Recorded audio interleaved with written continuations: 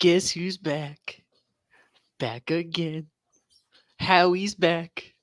Tell a friend. Ski Mask Howie. Yeah. I want you, and I'm giving up a 7th round pick. Bro, he must operate with trade override on. Trade override difficulty down to 0. He must, bro. It makes no Nah, sense. bro's controlling both teams. Facts. Bro, how do you give up an all pro for a fifth and a sixth? I don't That's get the same team that got Ryan Tannehill starting at quarterback. So I mean, I get it. it. Fair. What's going on, y'all? It's another day on the Day One podcast. I'm your co-host, Anthony. I got my co-host Kyle. Say what's up. What's happening, y'all? Hey, listen, we got a jam-packed episode for you guys tonight.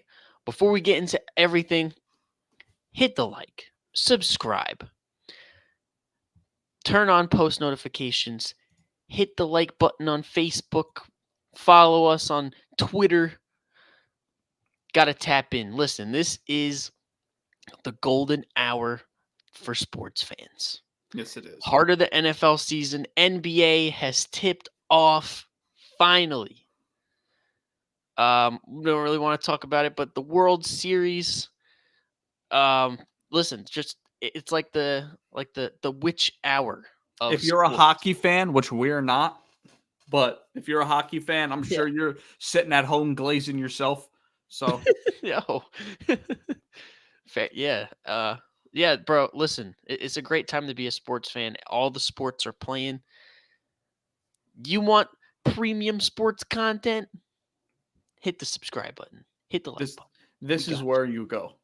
This is the premier destination. Not to First Things First, where they had a segment yesterday that said, "Is this a must-win for the Lakers?" Bro, it's the first game. How is it a must win? It's the first game, bro. Cannot have it. Makes no sense. But yeah, so listen, NBA's back. We're gonna talk NBA tonight. We're gonna give our seeding predictions, award predictions, kind of like how we did for the NFL. We're not gonna do the whole schedule like we did for the NFL. It might take 82 6 months. games for 30 teams is a lot. Yeah. That is just no. We're just gonna give our top 8 in each conference, and then once we get to the awards, we'll do obviously our MVP, rookie, defensive player of the year, most improved, 6-man, and champs. Yep. And then yeah, we're gonna touch on football. Crazy week. A lot of great games that were played, some upsets. And of course, none of them were on television. They were all outside of prime time. Yeah, literally. And we're going to talk about, it's trade deadlines coming soon. Some moves that have been made already, so we'll talk all about it. Would you like to open up, sir? Yeah, we have to address the elephant. You know what I mean? Nobody wants to everybody could sit in silence, but when the elephant walks in, nobody wants to talk about it. Yeah, so the Phillies lost Game 7 at home, lost 2 straight at the bank. Kyle Schwarber, Bryce Harper, Trey Turner combined for 1 of 21 the last 2 games, and Castellanos was 0 for 22 of his last 22 at bats. Oh my God! So can't have it. Yeah, we just fell apart at the seams. It wasn't pretty. And really, what I think it comes down to is our offense we couldn't, and this was kind of a problem all year. I mean, all postseason, it just didn't matter. We could not score guys in off the bases. We were winning a lot of these games this postseason off 4 or 5 solo shots in a game and an occasional RBI. Yeah. And once the dinger ball stopped going, we couldn't score runs. We had just in Game 7, we had bases loaded with Johan Rojas up the bat, 2 outs. He struck out. We had Kyle Schwarber hit a double with no outs. Couldn't score him in. And that's the top of the lineup. So it just wasn't, It wasn't pretty. Still a movie. Mm-hmm. Still a just movie. not the way you wanted the movie to end. care. It's a short movie. See, this is going to be the most beautiful trilogy.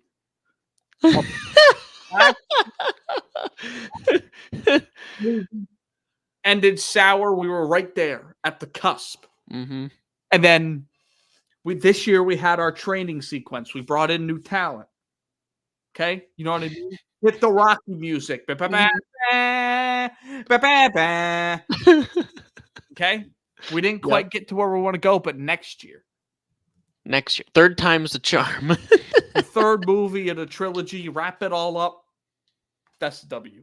Hey, it's wishful thinking, bro. And I want the Astros back. Yeah.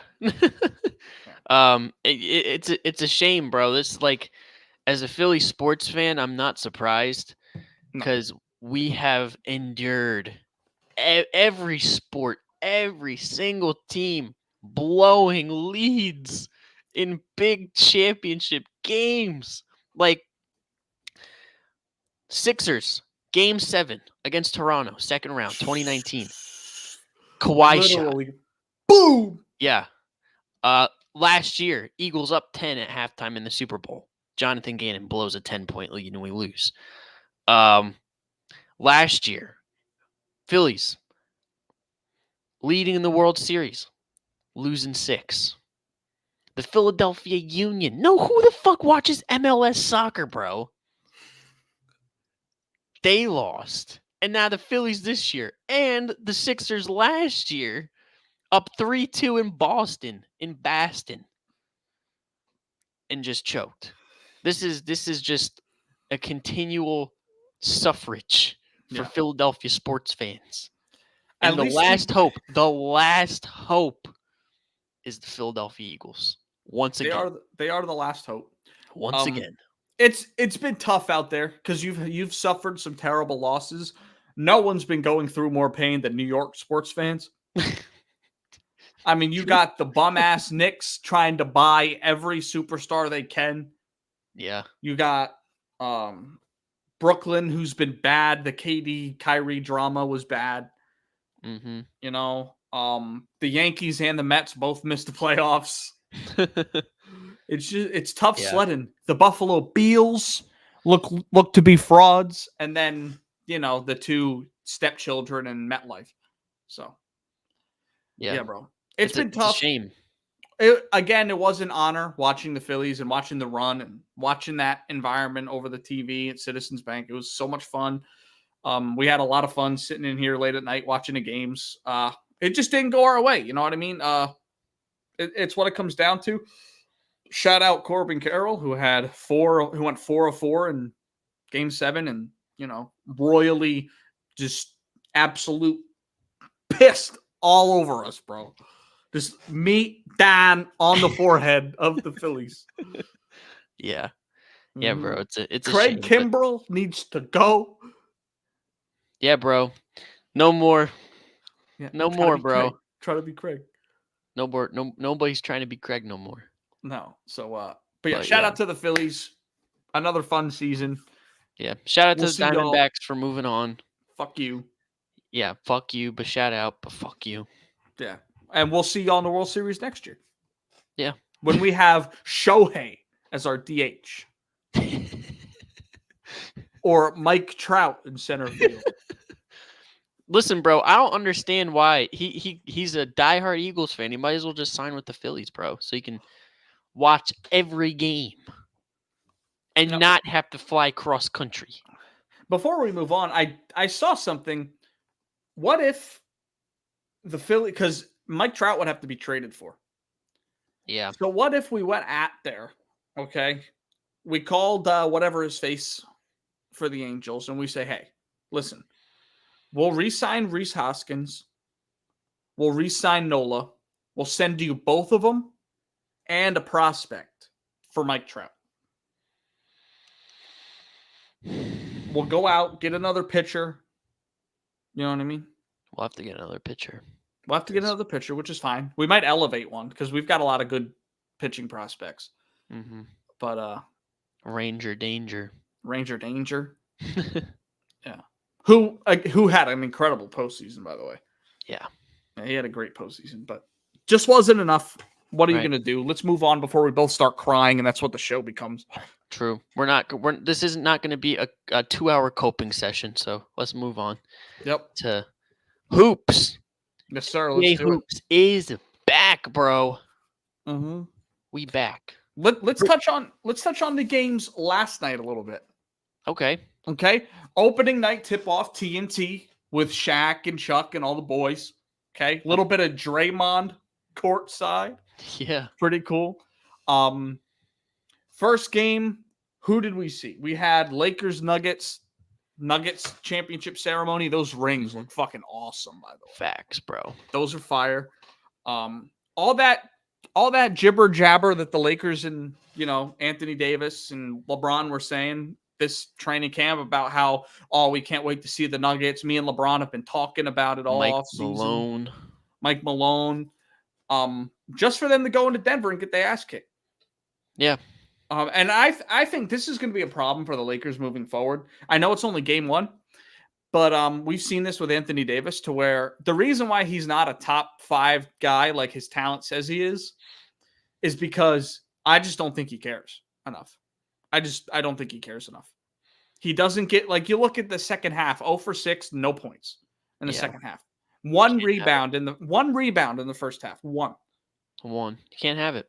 No, especially when you're talented like him and he's healthy right now. It's just, it wasn't pretty. And the other story no one's really talking about is LeBron only played 29 minutes. Yeah. So my whole thing is like, yeah, I know what they're trying to do. They're trying to preserve LeBron for as long as possible. I got news for you. You're not winning games unless LeBron plays 35 a night. Facts. It's just not happening. They have good depth to play alongside LeBron and AD. They don't have depth that can cover for when LeBron's not there. Facts. And we saw it last night already. I feel like basketball is a little bit easier to read than football. Like, you have to almost give a little bit of a bye first couple weeks of the NFL season. Yeah. The NBA, man, you can figure it out really quick. And this is going to be the problem for the Lakers throughout the year. But they've got enough talent to where they'll be fine. So yeah, no question about it. Taurean Prince played really well for them last night.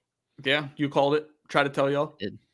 Tried to tell y'all. But yeah, as I think we all thought, Denver, defending champs in their own crib, going to take care of business, and they did just that.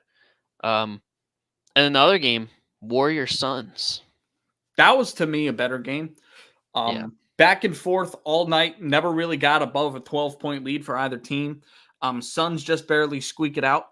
And I know I was mentioning this to you. I don't know if I mentioned this to you. I was thinking about it the other day. But Devin Booker might have, over the last quarter of last season in the playoffs, he may have ascended to that close to top 5 range. The way he's playmaking, and he's by far the best pull-up jump shooter in basketball right now, and it's not even close. Yeah. Like, he's hitting on 55% of pull-up jumpers, which should not be the case. I think league average is 32.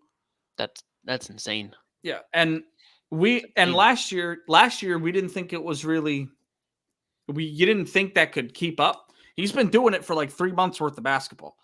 Yeah. And he's definitely ascended to the best player on that team, in my opinion. No question. Yeah.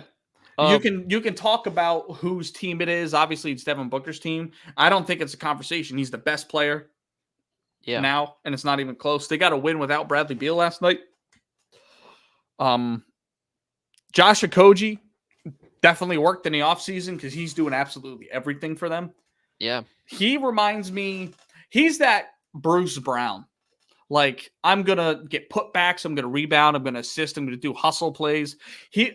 We see more and more of that in basketball. The slightly undersized, high motor wing that doesn't do anything great, but does everything well.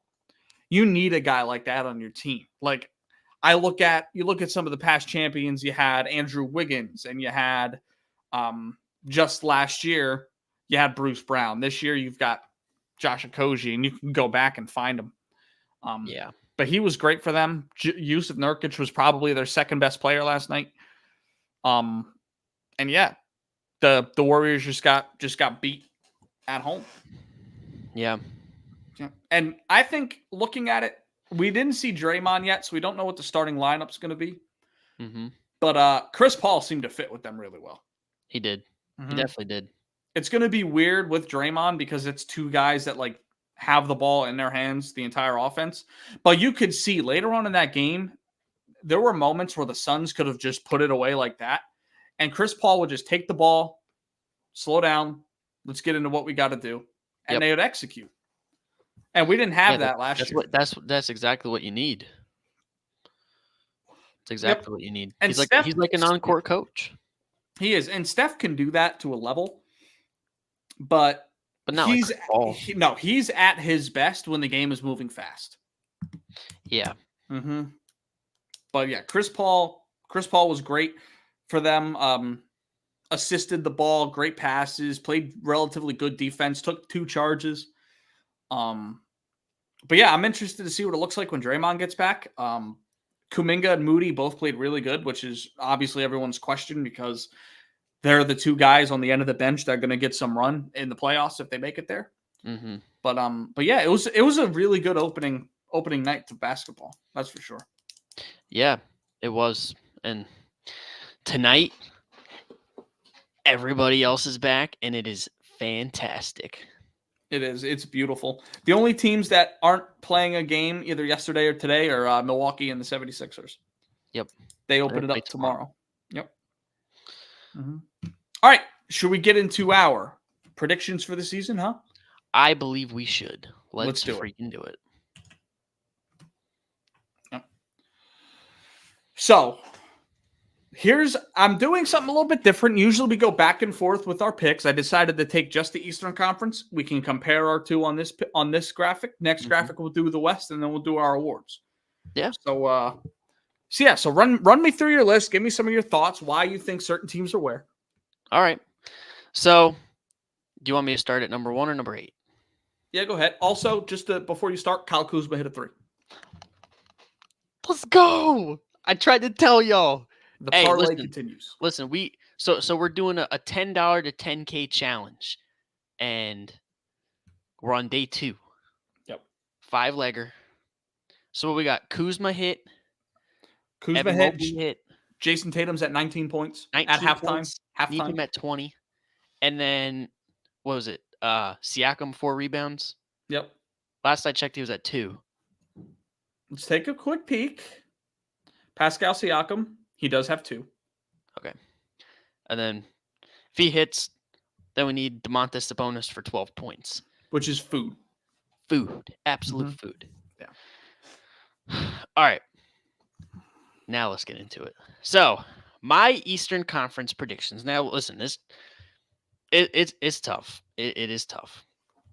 The Eastern Conference, just like in the NFL, the East and the West are massively different. The East is definitely top heavy in comparison to the West. The West is just absolutely loaded. But yeah, I mean, it was very interesting putting this list together. But I think what stands out to me, obviously, the top 2, 3-ish teams are on their own level. Maybe it's like Milwaukee, Boston, and Cleveland right underneath of them. But then, in my opinion, everybody else is big fall off. I agree. Underneath of them, that like they'll just be running cardio in the playoffs while these guys are getting ready to go to the finals. Yep. So yeah, I'll start at number 8. I got the Indiana Pacers at the 8 seed. Another year for the young core. Tyrese Halliburton, Miles Turner. They did a lot of good things last year. Not really in the playoff hunt, so to speak, but they did a lot of good things, and they're a team, that I feel like they're gonna find their way with Tyrese Halliburton. I feel like he's gonna be an all-star this year and really progress and take that team into the playoffs. Do I think they're gonna do a lot? Maybe not. Not because they're gonna run into Milwaukee. Yeah. No, they're just gonna be there to get the cardio and get playoff experience. But I definitely do think they are a team that can get into the playoffs, whether they get in by the play-in or as a 7-8. So I got Indiana at 8, just because, not that they're not talented enough to be higher. I just Mm-hmm. think the experience level is going to be somewhat of a concern, especially in some of these big time moment games. Like if they're in a play-in, which they probably will be, Yeah. that's going to be a tough obstacle to overcome, I think.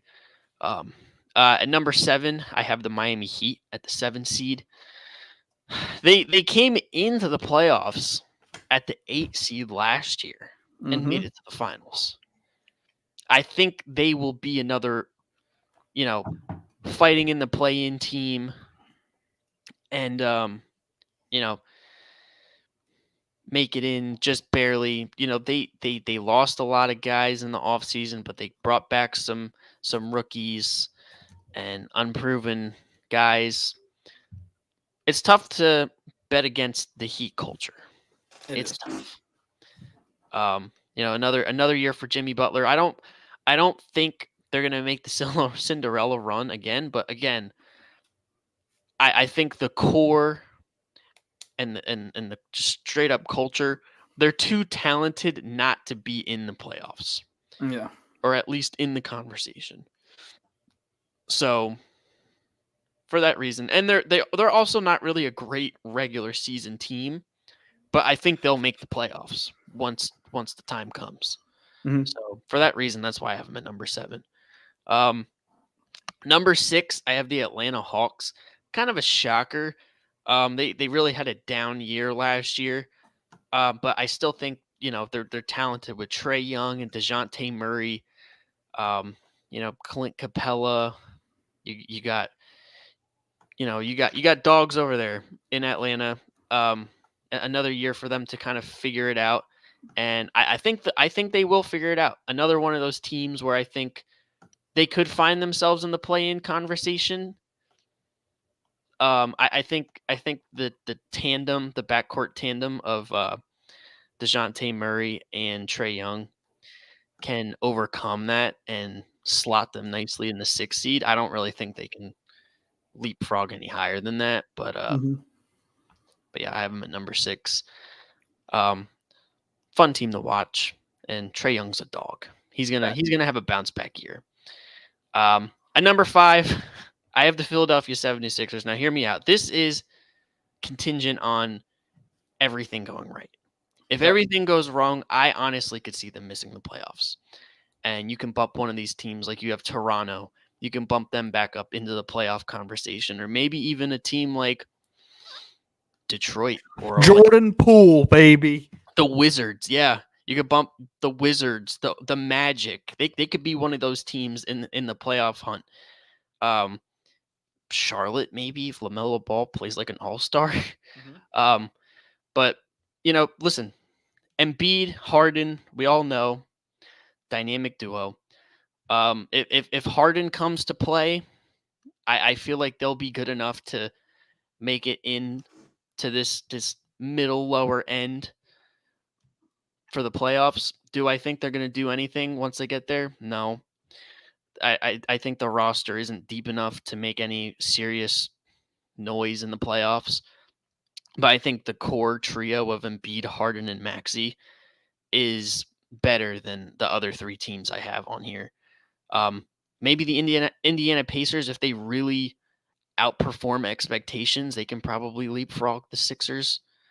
But yeah, I just think Embiid and Harden and Maxey are just way too good. And Nick Nurse. Nick Nurse is a dog coach. Yep. You've already had Tobias Harris talking about how great of a job he's doing so far. So I think he's gonna have a lot to say about any fall off from last year to this year. But my problem is that we don't have enough depth. I feel like we don't have enough wing defense and wing shooting, Mm-hmm. and that's a problem, especially in today's NBA. It's a problem, Yeah. especially when you're going up against teams like Milwaukee and Boston and even Cleveland. You need guys that can shoot and defend on the wing, and guys inside that can help supplement Embiid because he can't do it all on his own. Nope. I don't know how I feel about B-ball Paul, but that's just my opinion. I think for James Harden, he doesn't have another choice. It's bad for business if he sits out because nobody wants to trade for him. You might as well play. What are you going to do? Pull a Le'Veon Bell? Yeah. Like it's not going to go well for him. His value is going to drop if he does that. So I think he's just going to play this out and walk in free agency. And yeah, I think with that being said, they're good enough to be 5 if everything goes well. If he decides to sit out and everything, then this will change a little bit. But Yep. banking on the fact that they will keep it together, I have them at number 5. At number 4, I have the New York Knicks. Now they had a good year last year. Julius Randle, Jalen Brunson, R.J. Barrett. Overall, relatively the same roster. I think the talent is better than a lot of these teams,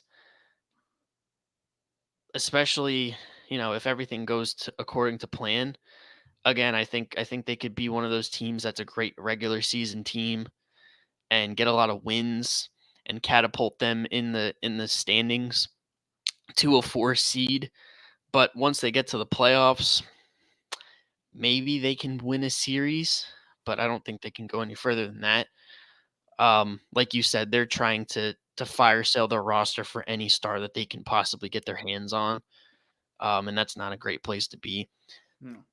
But I mean, the roster is just too talented. Other than some of these teams, like I, I don't know, bro.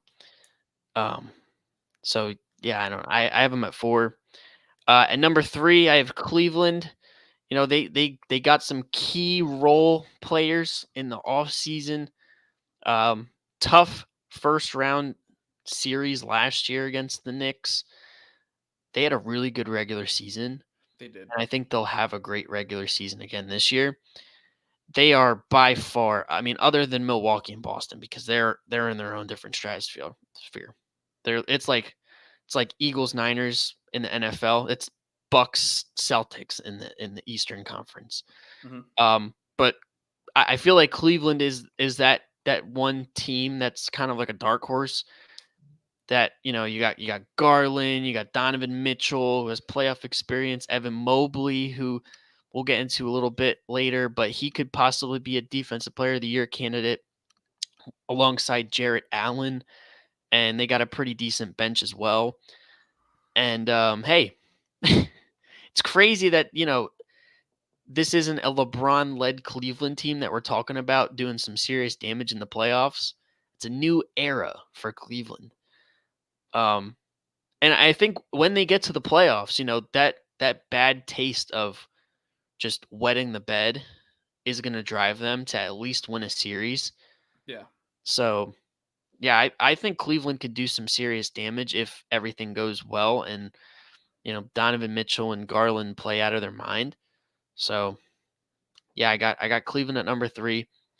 At number 2, I got the Boston Celtics. Now, listen, they swung for the fences. Picking up Kristaps Porzingis and Drew Holiday was absolutely huge. Mm-hmm. But the only reason I don't have them at number 1 is because, and we've talked about this off the pod, their matchup, kind of building a wall against Giannis, using Al Horford and Robert Williams and Grant Williams. You can't do that anymore. Yep. You mean to tell me that Kristaps Porzingis and Al Horford are going to be the wall for Giannis? That's the difference for me. The backcourt defense is going to be crazy with Jaylen Brown, Drew Holiday, and Jason Tatum absolutely filthy. You have 3 arguably top 15 defenders on the floor at once for the same team. It's going to be a problem. But inside is definitely a point of emphasis for Boston. And, they have some guys, but it's definitely not like Robert Williams. No. But, hey, they could quite possibly outscore teams and might try to do that with Milwaukee. I think that matchup will ultimately be their Achilles heel. But hey, who knows? But for now, I have them at number 2. But who knows? They could be number 1, and who knows? They can take them down. And at number 1, obviously, for obvious reasons, I have the Milwaukee Bucks. Big trade for Dame, but they kept the roster and the core group relatively the same. They didn't give up a lot, and you're bringing in a guy like Damian Lillard who takes a lot of pressure off of Giannis. He can close games for you. It's going to be tough for defenses to key in and stop both guys because both of them are just so filthy offensively. And it also takes a lot of pressure off of Chris Middleton, too, because he was relied on as the closer. Now you have Dame, and Chris Middleton in those situations can just be a spot-up shooter. Yep. You got a guy who has that dog in him, Dame and Giannis. It's going to be filthy. The Bucks might just be the Philadelphia Eagles of the Eastern Conference NBA. The way that they decide to keep their star players happy, surround them with talent, do anything in their power to win championships. They are definitely set up to win a championship this year, and we'll get into our picks later, but I believe that they are the favorite right now in the NBA to win the championship with that move. But hey, who knows? It's an 82-game season. Season's long. We don't know, but off a tip-off, I got the Bucks at number 1. Okay. Yeah, I don't hate it. Your list isn't bad by any means, and I like the idea of the Sixers being where they're at, barring everything goes right, and you and I have the same 1 through 3. But for me, I have the Sixers so low because whether James Harden is there or not, it's going to be a cloud over them. It's just going to be. No team has been able to overcome James Harden drama yet, so I don't expect that to change here with the Sixers. I just think Maxey and Embiid are enough to get them to the 8th seed because there's not a lot of teams out in the East that have 2 stars like that. And Tyrese Maxey may not be a star yet, but he's on the cusp. Right.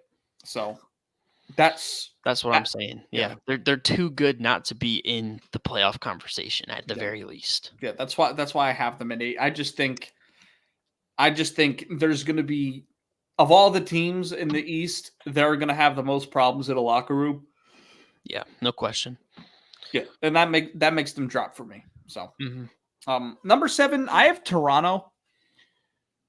Reason being, they lost Fred VanVleet. They didn't really upgrade over him, but I'm expecting a big Scotty Barnes step. You look at guys, they still have Gary Trent, Malachi Flynn's on that roster. Yep. Pascal's still there. Jakob Poeltl's one of the most underrated centers in basketball. And I just think, they're bringing in, they lose Nick Nurse, but at the same time, that doesn't really matter too much in a regular season for me. Coaching really, really doesn't become a huge factor until playoffs. I think because the East is so weak and they've got a guy like Pascal and Scotty Barnes, if Scotty Barnes turns into what I think he will this year, they'll have 2 stars too. And their overall depth to me is better than the Sixers. That's why I have them above them. Okay. Now I don't hate it. These next 3, my number 4 seed we'll get to, but number 6, I have the Knicks all the way down here. They drop a seed based off of last year. Reason being, I say this whenever we're talking about certain teams, predictions or whatever. If you're not getting better, you're getting worse. I don't think the Knicks particularly got better this offseason. Dante DiVincenzo only helps you out so much. Right. RJ Barrett has basically been the same guy since he was a rookie. So I don't really expect a jump from him at all. And again, if you're not getting better, you're getting worse. I think that the 5 teams above them are simply better. Jalen Brunson had a great season last year, and Julius Randle did too. I don't know if I have faith in both those guys having an All NBA type season again. Yeah. So I have them sliding just a tiny bit. Yeah. I mean, I don't hate it. They definitely could. Yeah. But I still think they're definitely good enough to be in the playoffs. Yep, that's why I have them at 6. Yeah. Skipping the play in. My 5. So I have the Heat high on this for my taste, I think. I personally think they're a worse team this year, but I think the East has fallen off so much. And like I feel like it's gotten so top heavy and the rest has just suffered from it that I think their culture will push them through the season to get a higher seed. I don't think they really go anywhere in the playoffs this season like you think. Yeah. We both agree on that. Mm-hmm. But I just think that they're good enough to push higher in the seeding than last year because nobody predicted them to be the 8th seed last year. Yeah, no. Everyone had them being higher. So yeah. I'm kind of riding that wave. I like Tyler Hero. Obviously, I like Jimmy Butler and Bam. I don't have them any higher because outside of those 3 guys, they're old or completely unproven. Like to me, there's not a guy on this roster that can make the Max Strus jump, the Gabe Vincent jump. To me, there's just not. I mean, maybe Hawkes comes in and balls out, but that's a stretch. Yeah, that's a stretch. And even if he does, Kyle Lowry's 37. Kevin Love's 37. They're old. Yep. So I think they're a worse team today, but I just think based off of how the East is looking, they're gonna be a higher seed than they were last year. Right. And my 4 seed, this is kind of wild because I don't think many people even have them making the playoffs. Mm-hmm. But I love what I'm seeing with the Pacers. We look at their roster now. They brought in Bruce Brown. They stole him from the Nuggets. Yeah. Which is excellent. They made that trade for Obi Toppin. Yep. Perfect timeline with Tyrese, Miles Turner, Benedict Mathurin. You bring in Aaron Nesmith last year, who's now playing actual minutes for you.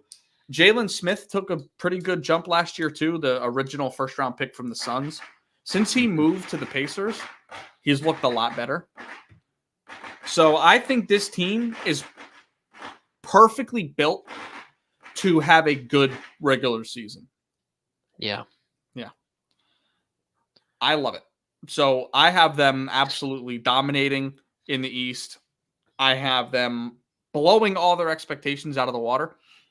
And yeah, I have them sitting comfortably at number 4. Home playoff series for Indiana. Hey, that's a hot take, but listen, if they really do perform out of body this year, they could. They really could. I mean, the East, other than the top 3, is honestly wide open.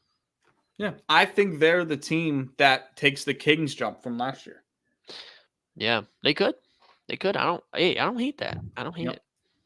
Yep. So, and then we have the matching 3 through 1 seeds, but Cleveland I have at 3. I like what they did in the offseason, bringing in Max Strus. I think that's a really big pickup. Now they have 4 guards that can play with the ball, off the ball, and Karis LeVert. Obviously, Garland and Mitchell, along with Strus. I really like it. Jared Allen has been good ever since he left Brooklyn. Evan Mobley, we'll see him award winners, but I definitely think he's probably going to be in the DPOI conversation. I think he's going to take a step offensively too. And they've got some underrated wings that I really like. You got guys like Isaac Okoro, Dean Wade's still there. Dean Wade played decent minutes for them last year. Yeah. And I like this team. I thought they were going to take this step last year. Maybe it's because Donovan Mitchell didn't really have the full offseason with the team. But now you're in another year with the same roster. Just they didn't lose anything. They just brought in additions. So I think I don't see a team outside of Boston and Milwaukee on their level, like talent-wise. Yeah, I agree. Yeah, and JB Bickerstaff had them playing great basketball last year. He did. So, yeah, I'm going to have them sitting at 3. Yeah, I'm going to grab my phone, keep going. Yep. The 2 and the 1 seed, I had these guys bouncing back and forth when I was making this list, but I originally settled on Boston being the 2 seed.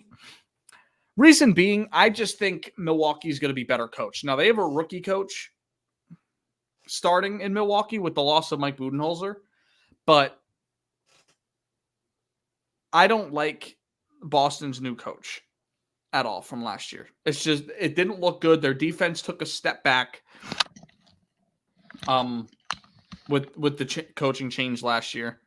So I don't think they're going to be as elite of a team defensively, especially with the loss of Robert Williams.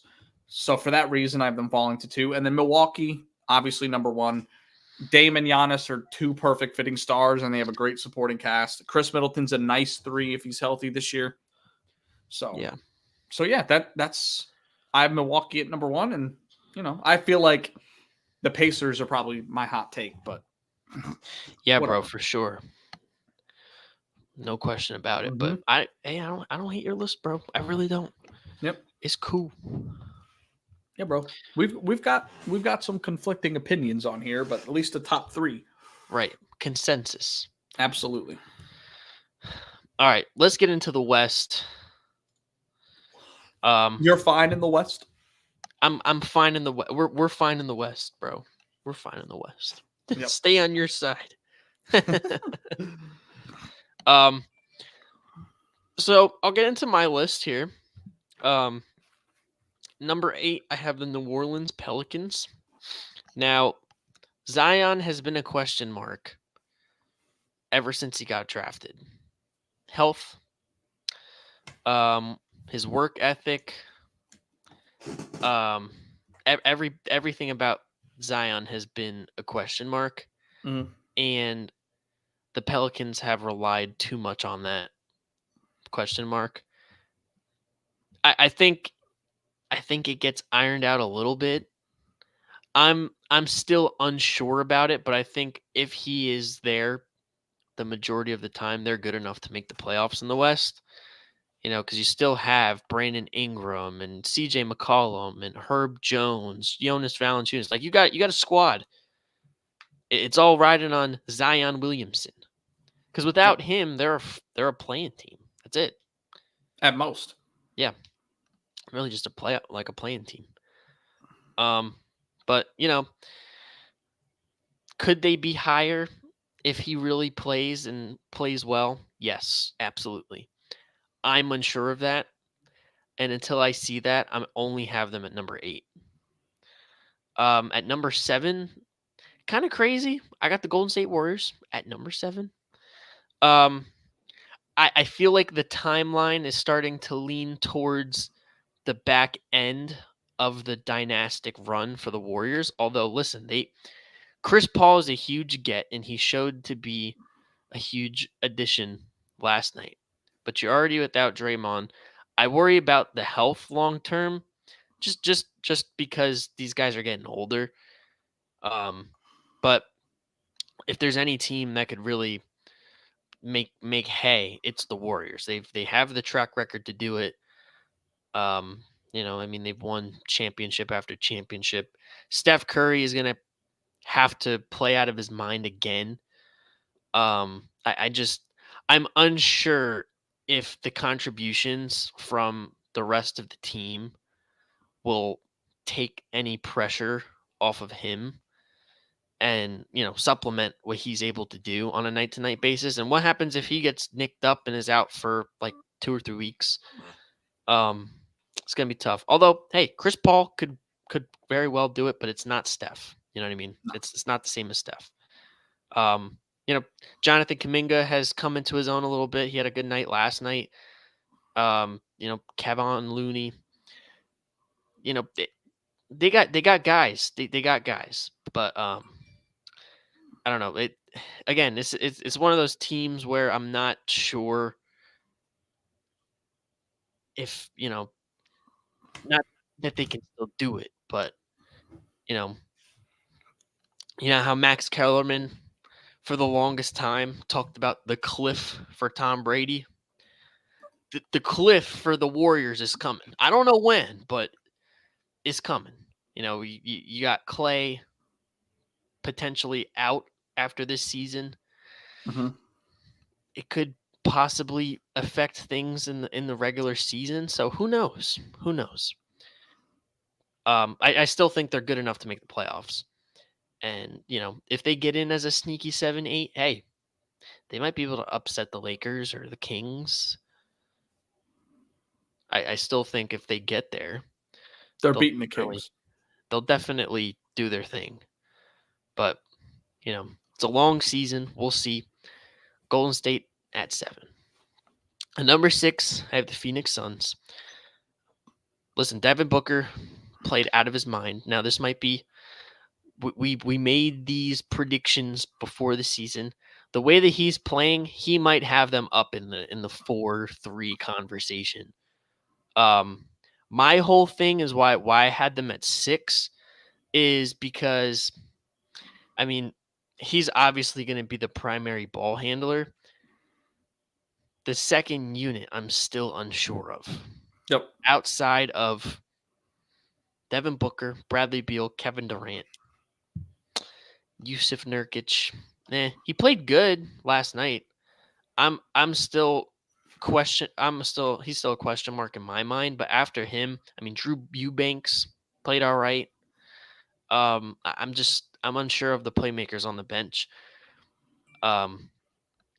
In comparison to some of these other teams that I have ahead of the Suns, do they have the firepower to mask that? Absolutely. But long term, you can't just spam the 4 guys for 48 minutes a night and think you're going to be one of the top teams in the West. And will they do that? Probably not. They're a smart organization, and they'll probably not do that. But again, I have to see it. I have to see it. They definitely have the upside, like you have them here at number 2 on your list. They have the upside. I think they do, but I just need to see them really put it together and for the second unit to really carry their weight. Mm-hmm. So I have them at number 6. Number 5, I have the Clippers, the LA Clippers. They are one of the deepest teams in the West, in the NBA, really. But their problem has been health. They have been cursed for what seems like forever. Kawhi Leonard has been managing his load. Pause. Since he carried Toronto to their first championship. He's managed. This is a 4-year load management.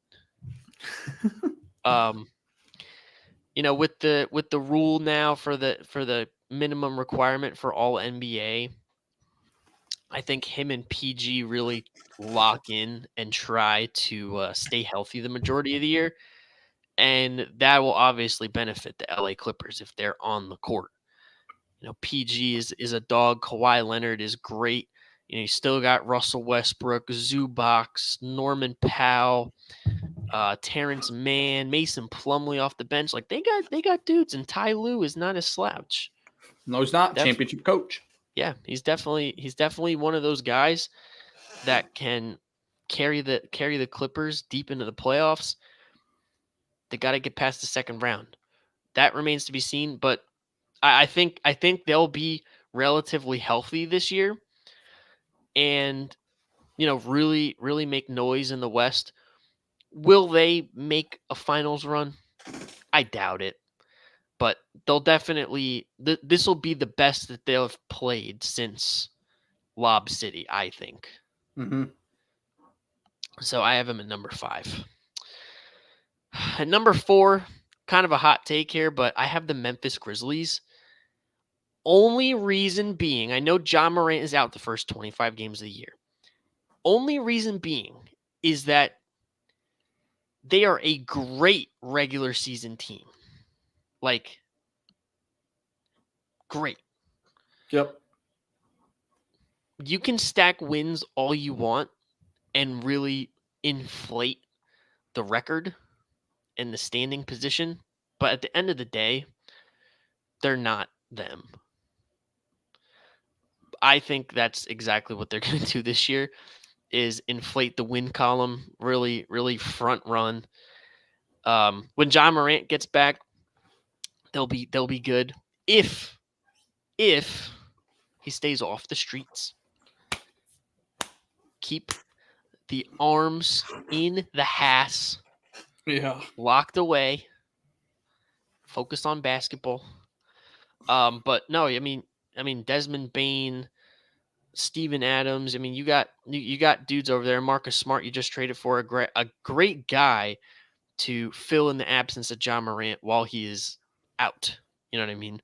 And when John Morant comes back, he's going to be a great compliment. Mhm. So, I mean, you still got a great roster over there. It's just going to be a matter of them really locking in and get stacking these dubs in the West. And I think they will. I think they're going to front run the living hell out of the league just to go out in the first round. Um, could they miss the playoffs? Absolutely. You could see a team like I don't know, the OKC, the Mavericks. They could squeeze their spot. You can slide everybody from 5 down and squeeze one of those guys in at the bottom. But I don't know. I just think Memphis is going to front run again and look great. But once the postseason comes, they'll be what we all think they are. Okay, at number 3, I have the Sacramento Kings. Now they took a huge step last year, had a number 3 seed last year. I think they will continue to do their thing this year. Mike Brown is an absolute dog. Roster is just about the same. I mean, you added JaVale McGee, cool. But he's a vet he's gonna mentor the younger guys, and he's gonna be somebody to lean on in those tough situations. He knows what to do. He's a champion.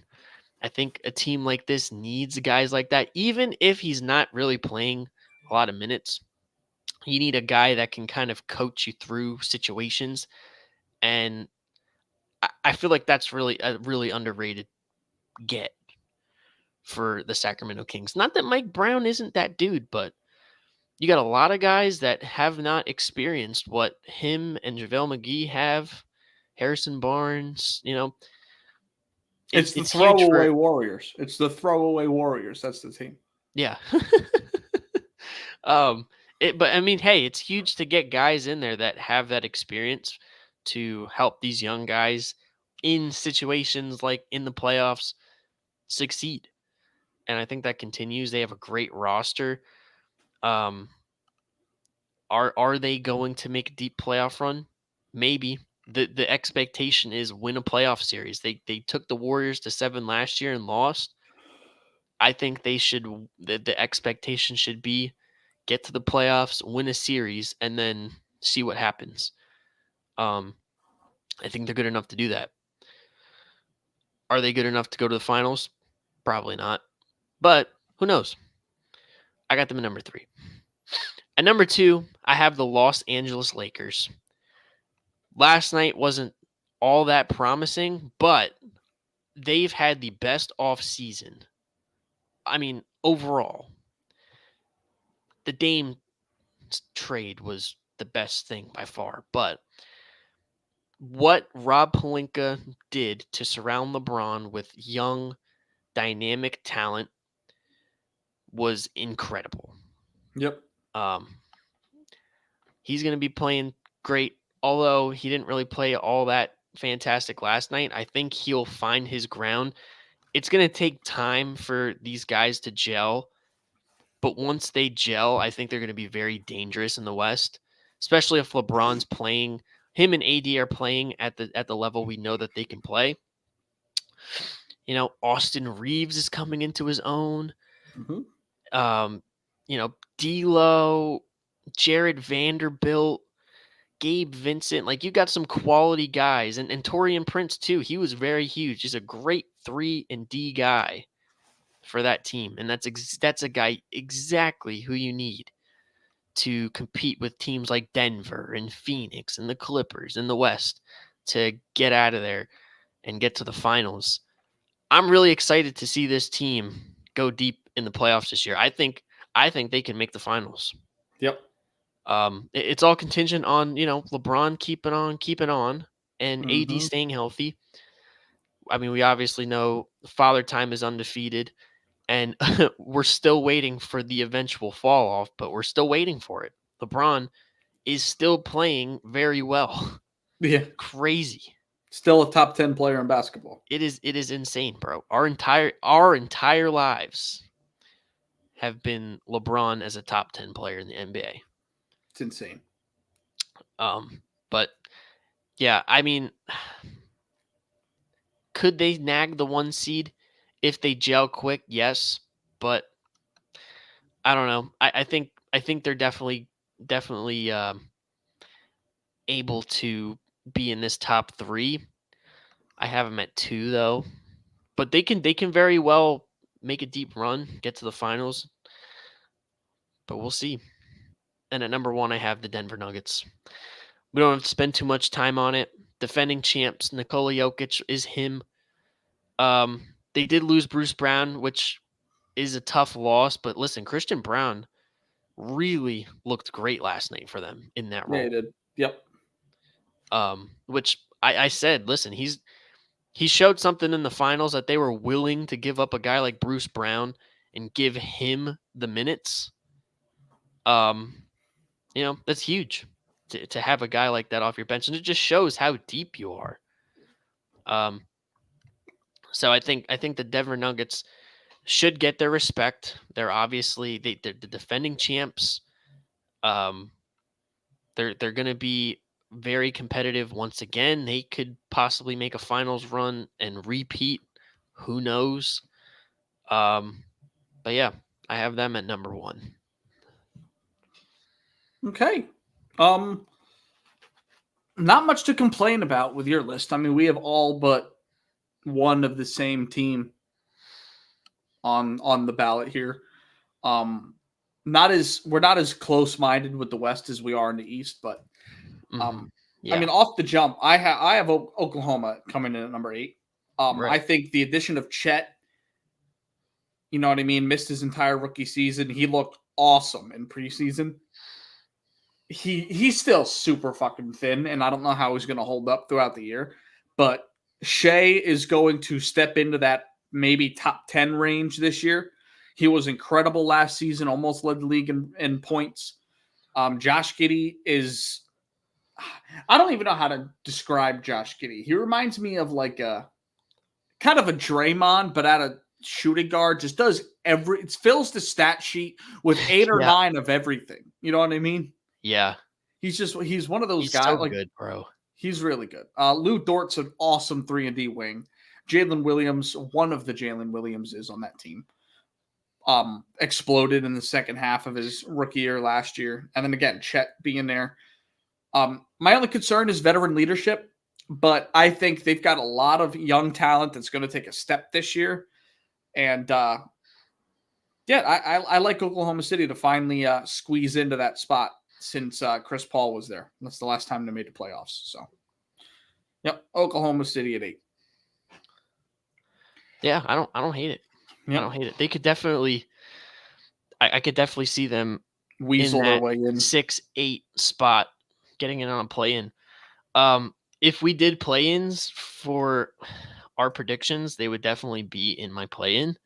Mm-hmm. I really like the young talent, and Chet is going to be huge for them this year. Um, Tremendous. Absolutely tremendous. But again, their young guys are just so unproven, Yeah, and they are. you just have to see it. But they have the potential to do it. They do. Number 7, Clippers. I have them as a much lower seed. I just Russell Westbrook still being on that team makes me feel like they're not going to be as good as they are. And this whole James Harden saga thing, I don't know how to think of them. I think if they get in the tournament if they're healthy getting into the tournament, they'll be a problem for any team they play. I just think regular season is not Kawhi's thing, and I don't know if it will be again. I don't know if he cares about All NBA, to be honest. But we'll see. But they definitely have the talent to reach that upper half of the seeding. I don't see it sticking around. I just don't have much faith in Kawhi, whether he's healthy or not, to play enough games for them to really be good enough. I just don't see it. And Paul George can't do it on his own. Yeah. So Clips at 7. Clips in 7. 1, 2, 3, Cancun. Facts. Clips in 7. Yeah, I think. Hey, if they're not healthy and they're dealing with stuff all year, they definitely could be in that lower end playing conversation. Yep. I'm banking on them being relatively healthy, not all the way, but hey, who knows? Yeah. I also want to put it at there that I don't have Memphis on my ballot.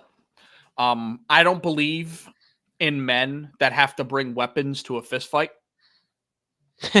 So, and that's why I said they're front runners, and once they get to the playoffs, they're getting swept. Yeah, like they lost Steven Adams for the season, and we saw last year how size for them was just a problem. Jaren Jackson, I guess, is size. He's more of a shot blocker. He's not getting the rebounds.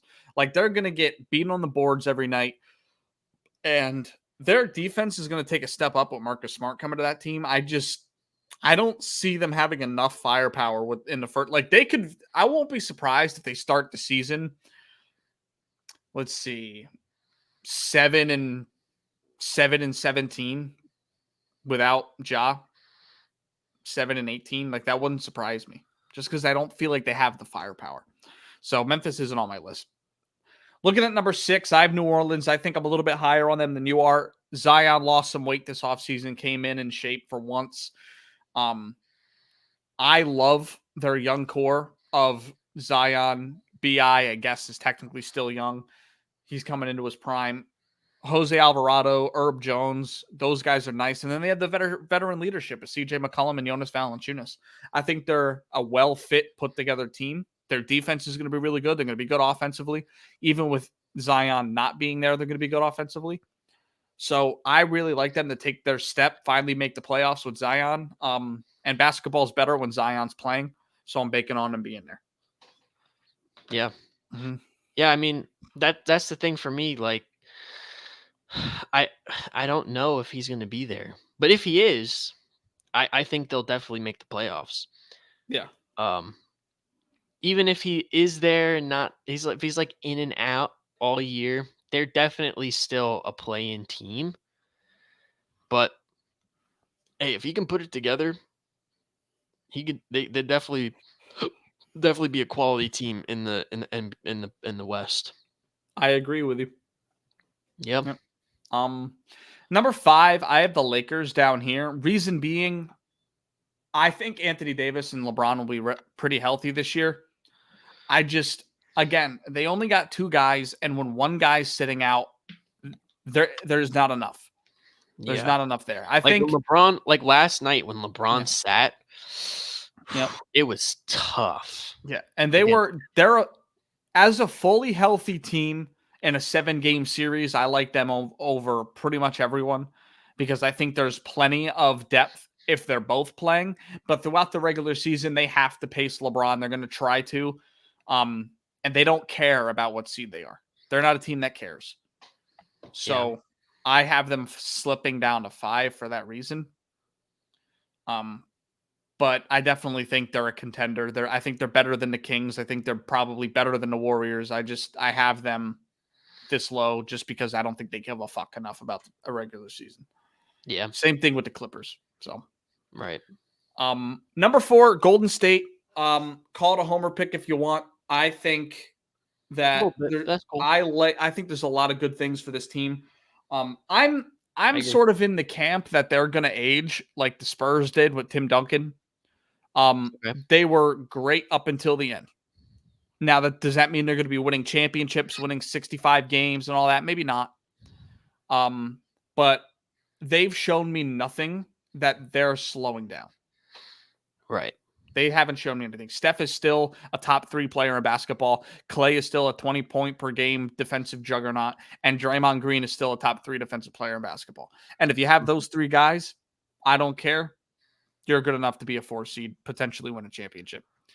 So the addition of Chris Paul, like we spoke about, is big. And I think that's big because now you can rest one guy a week and still have enough to win some games.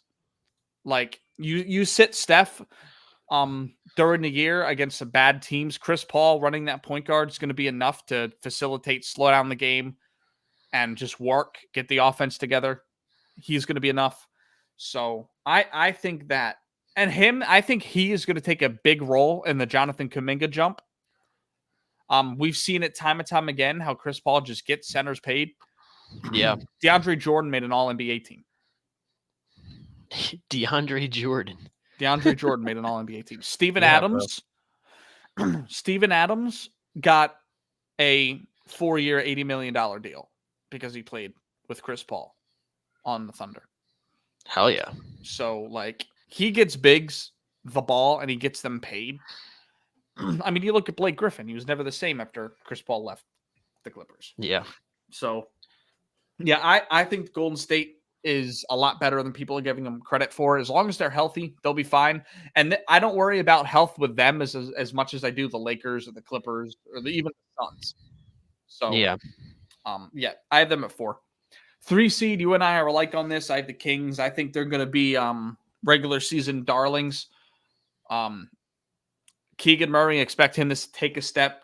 De'Aaron Fox is coming off the best season of his career. Same thing with Domantas Sabonis. Mm-hmm.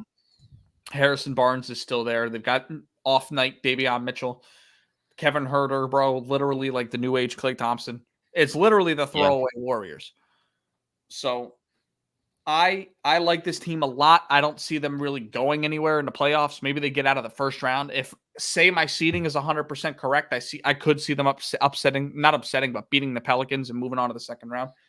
Mm-hmm. But they need one more piece for me to be confident in them as a contender. Just one piece. Yeah. They need a wing, a big wing. And maybe Keegan Murray becomes that guy for them. But it's yet to be seen. So yeah, he's definitely an improving guy, and we'll see if he could take the jump. Yeah, he's definitely got the tools to be a big time. He could be like a Tyrese Halliburton, but without like the having to be the facilitator. You know what I mean? But he could be a shooter like him. Yeah, I agree. Number 2 seed, I have the Suns. I have them so high. I just think that they've got 3 of the top 15 offensive players in basketball. And when Kevin Durant's out for a week or 2 weeks, or Devin Booker's dealing with a yearly hamstring injury, or Bradley Beal's missing 2 weeks, 2 of those guys are enough to win you enough games, to win you plenty of games. And I think they'll pretty much be healthy this season. They've got a lot of help now. I think they probably have better depth now than they did without Kevin Durant before they gutted their team. Mm-hmm. And again, I don't feel like they took a huge drop back with Nurkic getting swapped out for DeAndre Ayton. I think Nurkic is better for this team than DeAndre Ayton is, even though Ayton's probably a better player. So I have them really showing up this regular season and just putting their meat down on the West, just working, absolutely working. And we saw a glimpse of it last night, even without Bradley Beal. They got their shit off. They Devin Booker's becoming a top 5 player. He really is. He's really blossoming into a big time guy. He is. So yeah, with that being, if he becomes your best player, and which I think he might be, and Kevin Durant's your second best player, you are a juggernaut. So I will put the Suns at number 2. And then number 1, Denver. They have the most well-oiled machine in basketball. Their offense is gorgeous to watch. Their defense at the later half of the season last year really stepped it up.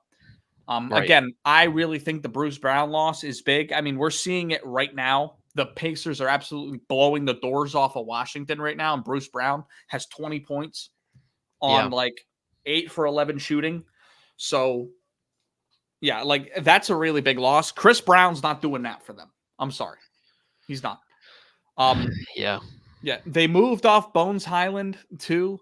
I mean, you still have Reggie Jackson who you picked up last year, but Reggie Jackson's not really tickling my fancy. So, but I think Denver, because of the continuity in that starting five, excuse me, I think they're going to continue to roll. I won't be surprised if they win north of 65 games this year.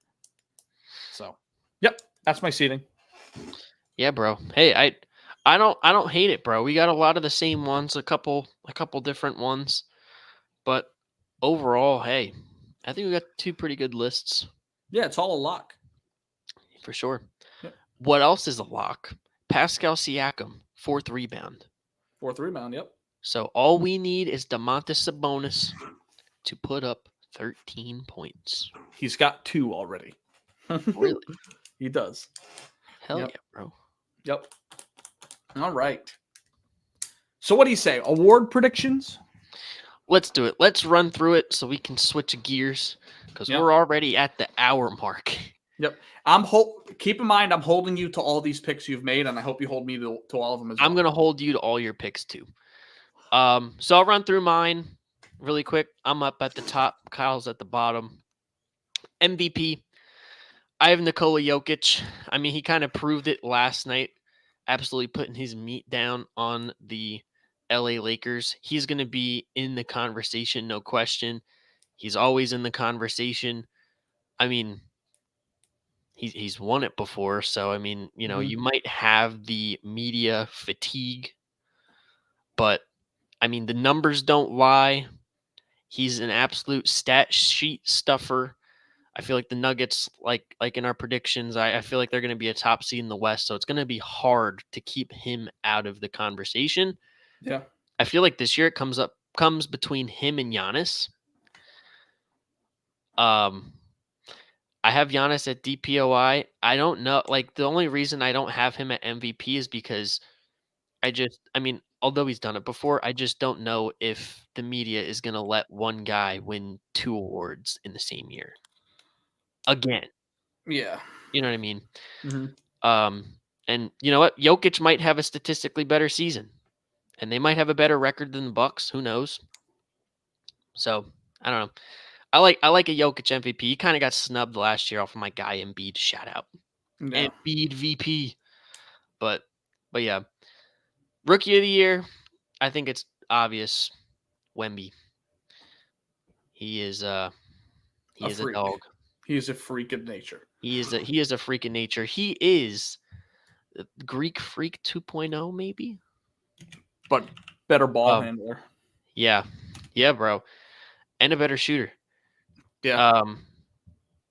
He's gonna be fun to watch this year. He's gotten so much hype over the last few years, and I think the kind of like how the media was salivating last year with Paolo. I feel like they're going to be salivating, and LaMelo Ball a little bit too. I feel like they're going to be salivating at every single Victor Wembanyama highlight, and facts, bro. They're just going to gas him up, and the media hype is just going to overtake this one into oblivion. So all Wembanyama, the glazing. Yeah, the glazing by the media and the voters is going to be insane. Although I do think Chet Holmgren could be a close second.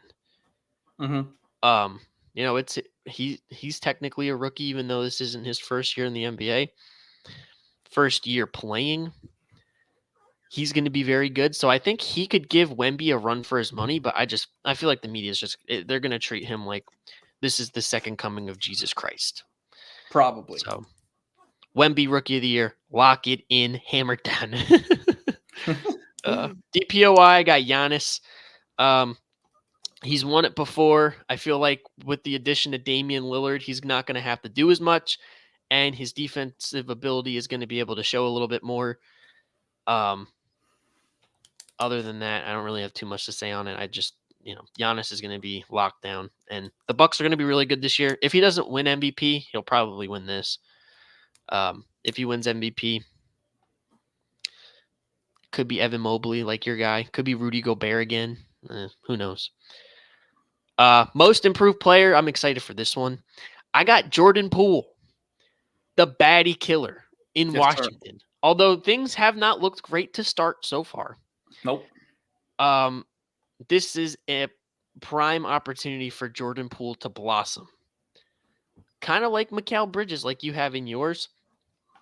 Um, listen, the Jordan Poole is a human highlight reel. I feel like he's going to have Washington playing good enough to be in playoff conversation, and he very might well be an all-star this year. He might put up the numbers to be an all-star. And we all Mhm. know he's popular, so he's going to get the fan vote.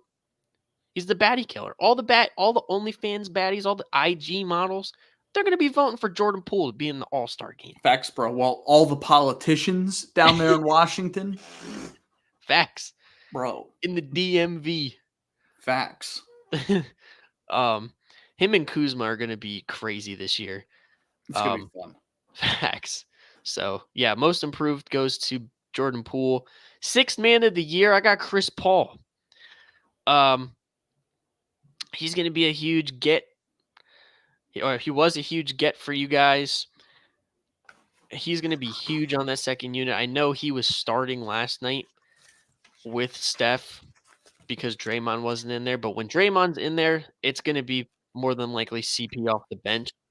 And he's going to be huge with that second unit. I think not that he's going to have a career resurgence, but I think he's going to play a big role in having you guys, have a great record and nice seeding position in the West. And, everybody wants to see how this is going to go. I feel like he is the best guy out of all of these sixth man candidates to, perform. So I think they're going to give it to him. And bro, CP3 times 2. Yeah, he's got to get some type of award at some point in his career. Yeah. Yeah, bro. For sure. So I think it comes here. And my champion, this was kind of hard, but my champion, I got the Milwaukee Bucks beating the Lakers in the NBA Finals. I think this is the year that Giannis gets number 2. And you know what? Interesting matchup with LeBron could be passing in the torch. You never know. Yeah. I think they are the most complete team. They don't have a hole on their roster. I think Damian Lillard's going to be absolutely huge for them. And yeah, I got them as NBA champs. Okay. I don't hate it, bro. Obviously I love the baddie killer pick. I love Absolutely. The CP3 pick as a Warriors fan. My biggest gripe is Joker. 3 MVPs for him. Is he that level of guy? I think so, bro. You didn't see what he did last night? I saw what he's done. And in the finals? And it's not that I don't think he's an MVP caliber guy. In the grand scheme of the history of the NBA, is he a 3 MVP type guy?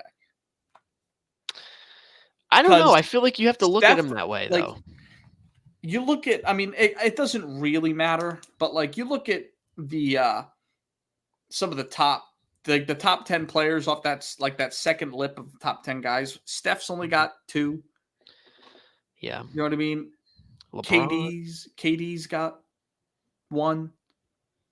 You look like guys of this era that were at his level at some point. LeBron's got 4. LeBron's got 4. He's got 4. Yeah, I don't know, bro. He's doing stuff we haven't seen. Well, none of us have seen. He's doing stuff that nobody has seen since Wilt Chamberlain. True. And Kareem. True. I don't know, bro. I think it's possible. Okay. I don't hate it because he's obviously going to be in the running. It just I don't want to. I can totally see it going to somebody else just because of the media fatigue. Yeah. He's in it all the time. Kind of like how LeBron should have more than 4 MVPs. LeBron should have 10. Yeah, but again, the media fatigue. So I could see that playing a factor, but he is definitely a 3 MVP guy. And he is just getting into his prime. Mm-hmm. Yeah, you're not wrong. But you are wrong with all your picks because mine are right. Yeah, right. So my MVP, I have Wardell, Stephen Curry, the second. Reason being, and I explained this to you off pod when I showed you the graphics for the show. I think he's going to have one of the best narratives coming through this year. So, because seeding the last couple of years hasn't really seemed to matter for MVP. Okay. As long as you're in that like top 5 range, you're good. If they get to 4, like I think they're gonna, he's gonna be one of the only guys, probably the only guy with a top 4 seed that doesn't have a second all-star on his team. You look at Chris Paul coming there, like quest for Chris Paul's first ring. The overall age, everybody's doubting them. And he's going to have to put up MVP type numbers for them to be great. And I have faith in Steph Curry to do it because he's done it time and time again. Like like since Steph Curry's like third year, he's never had a bad season or like a season that didn't meet his expectations. Never. Yeah. He's just been the guy. And this year he's going to average like 33 points a game. And if the shooting splits are ridiculous and they're a top 4 seed, dude, like if he's 5 games out of the Nuggets, it's his MVP. It's Steph's MVP. Yeah. You know what I mean? Mm-hmm. So yeah, I have Wardell coming in, getting MVP. Other honorable mentions, obviously Joker, Giannis. Dark horse. If I had to pick a dark horse MVP, bro, I don't know how you're gonna feel about this, but Anthony Edwards, bro, is interesting to me. Why? No shot. Why? No way, bro. No. They're not going to be good enough for him to be in the MVP conversation. They could. I don't think so. I think they're going to move into having one of the best defenses in basketball with Rudy. Anthony Edwards last year really improved his defense, especially in the second half of the year. Jaden McDaniels making a jump. Like they could be really, really good. I'm just saying. Like they could be a shocker. It's a dark horse. It's a dark horse. It's a dark horse. It's like picking Derek Carr for MVP. It's a dark horse. You know what I mean? Dark horse. Yeah. Okay. So rookie of the year, I have Razor Scooter, Mr. Scoot Henderson. Reason being, I don't think Wemby gives a fuck about rookie of the year. I don't think Pop gives a fuck about rookie of the year. They're sitting him because they're not competing this year and they're not pushing him.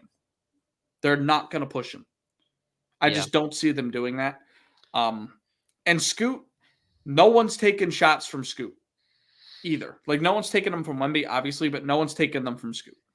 Right. He's going to have the most flashy plays probably. He reminds me of Russ, but a little bit better of a shooter. And I think he's going to have a great season down there. And the Spurs and the Blazers are both going to be really bad. So, like, record's not really going to matter. So, I didn't want to take the sexy pick in Wemby. I wanted to take a pick that, like, you know what I mean? If something goes how I suspect it to go. Yeah. It could. I just think the media is just going to be glazing on the meat of Victor Wembanyama. Wemby's got to play 65 games. Yeah, that's true. He's got to play 65 games. Not to say that he's going to get hurt. I just think with a guy at that size, he's thin. He reminds me a lot of Giannis coming in, like just long, lengthy. He's way taller, obviously, but like just the thinness and how it took a couple years for him to build bulk. Right. It's going to take a couple years for Wemby to be able to play 75, 77, 80 games. So I have Scoot for that reason, winning Rookie of the Year. Defensive Player of the Year. I am a Evan Mobley stan. He's one of my favorite players to watch in the league. I think he could be what everyone thinks Wemby's going to be. Off the dribble, incredible. He's already a top 10 defensive player in basketball. He can shoot it. That doesn't really matter for defensive, but just me glazing Mobley for a second. I think that he's going to make a big jump. He's going to be one of the main reasons why the Cavs are at the 3rd seed, and it's because he's going to put up a DPOY type season. So, give me Evan Mobley for that. Most improved Brooklyn Bridges. Reason being, this guy's just a dog. You understand? He's a dog. He's a dog. He's a dog. Last season, second half of the year, averaged 26 a game. If he can push them to the play-in type lower end of the playoffs, I don't see how you don't give it to him. He's the certified best player on that team, unless Ben Simmons turns back the clock. which I don't expect happening. So Brooklyn Bridges, my MVP. I mean, my most improved player pick. I don't hate it. Nope, I don't you hate can't hate it. There's nothing to hate on it. I know. Yep. And then sixth man, Derek White. Last year he proved to be an extremely important piece for the Celtics. And tonight he started. I don't suspect that happening because now they have absolutely nothing off their bench if Derek White's not off the bench. Mm-hmm. Now they're like right now they're running Al Horford, Sam Hauser, Peyton Pritchard like off the bench. Like that's bad. Luke Cornett is getting run for them. That's so tough. Derek White, I think, is going to come off the bench, and I think he's going to be the sixth man of the year. Yeah. And then lastly, I've been right 5 years in a row, 4 years in a row with my championship picks. Make it 5. I have the Lakers being the 5 seed, but I think it's going to work out towards their advantage. I think they're going to win the championship this season. LeBron might just retire after a championship. That's my bold take for the season. Damn. Gets number 5. Hot. That's hot. Number 5. Because we know LeBron still has stuff left in the tank. He does, but does he think that this title right here is enough for the GOAT conversation? And I think right now it's 55-45.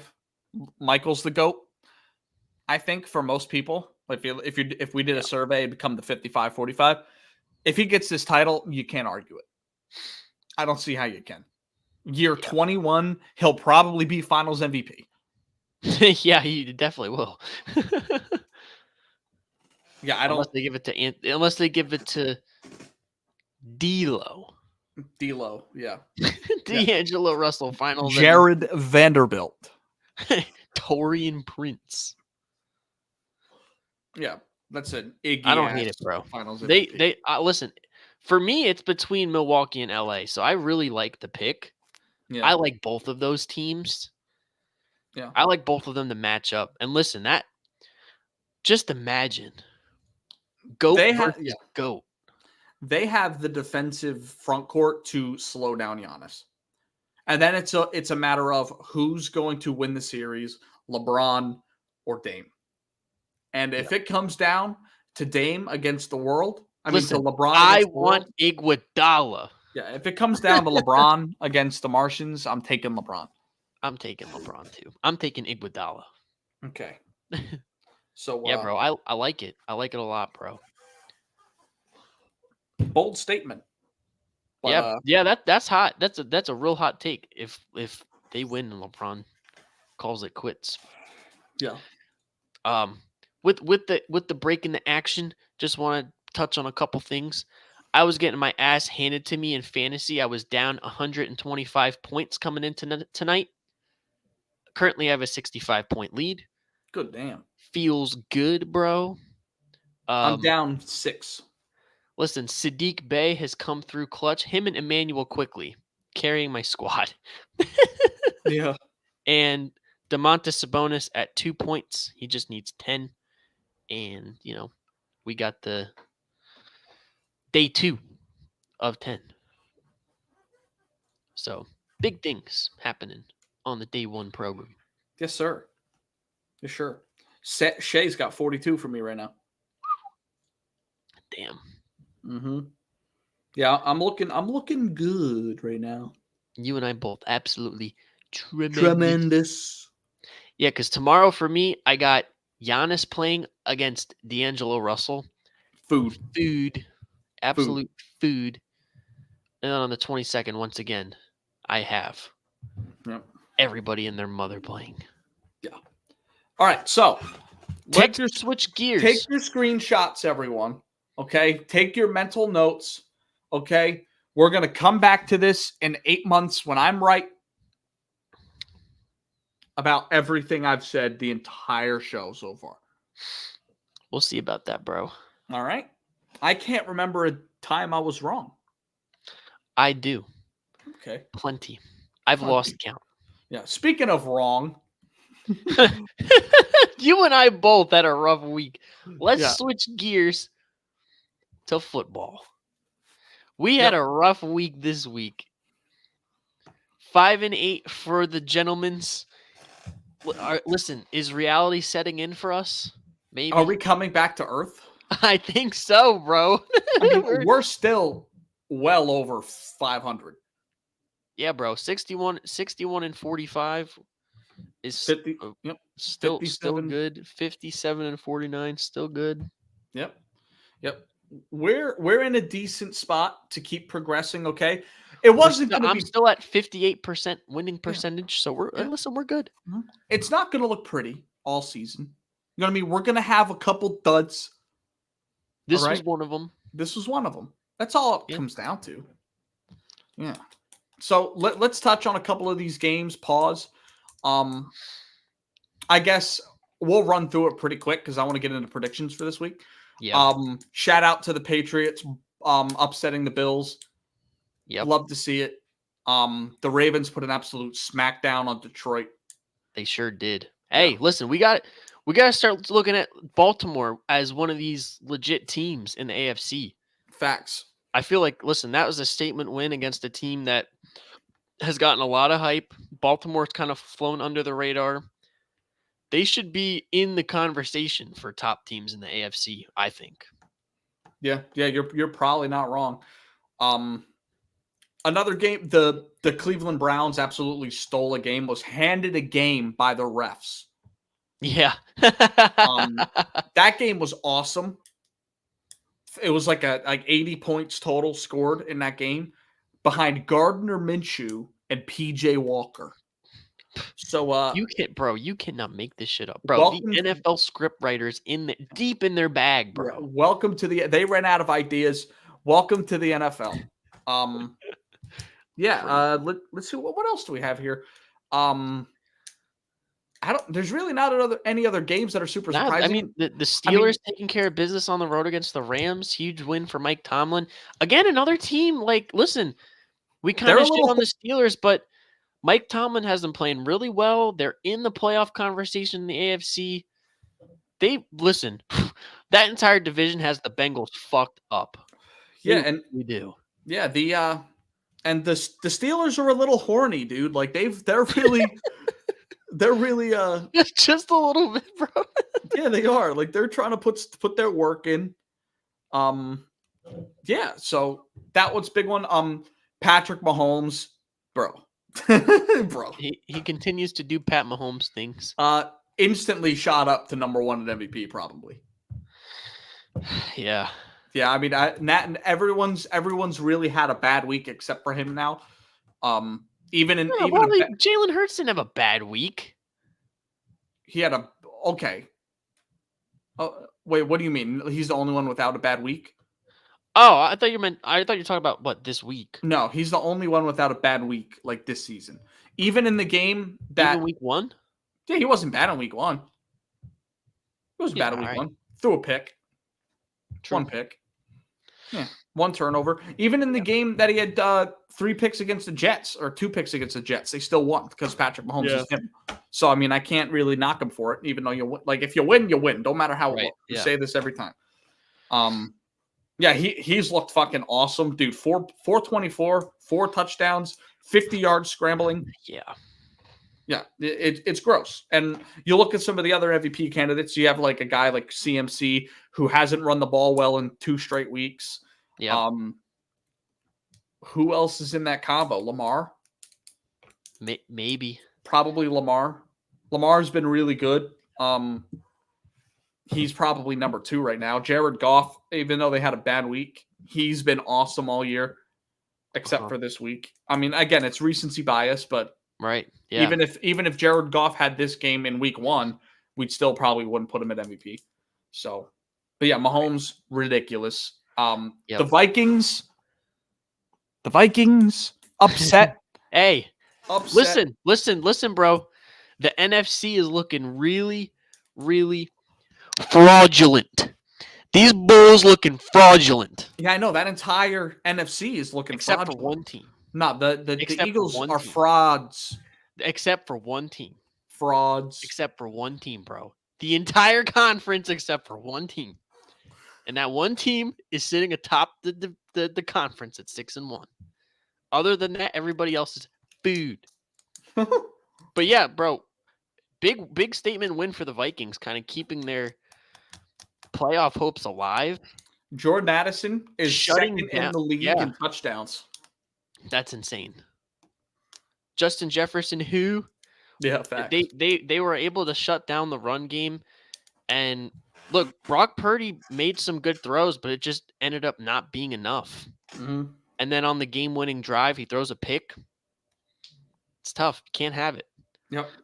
And let's talk about the Eagles game, okay? Tell me about your experience without glazing yourself for 45 minutes.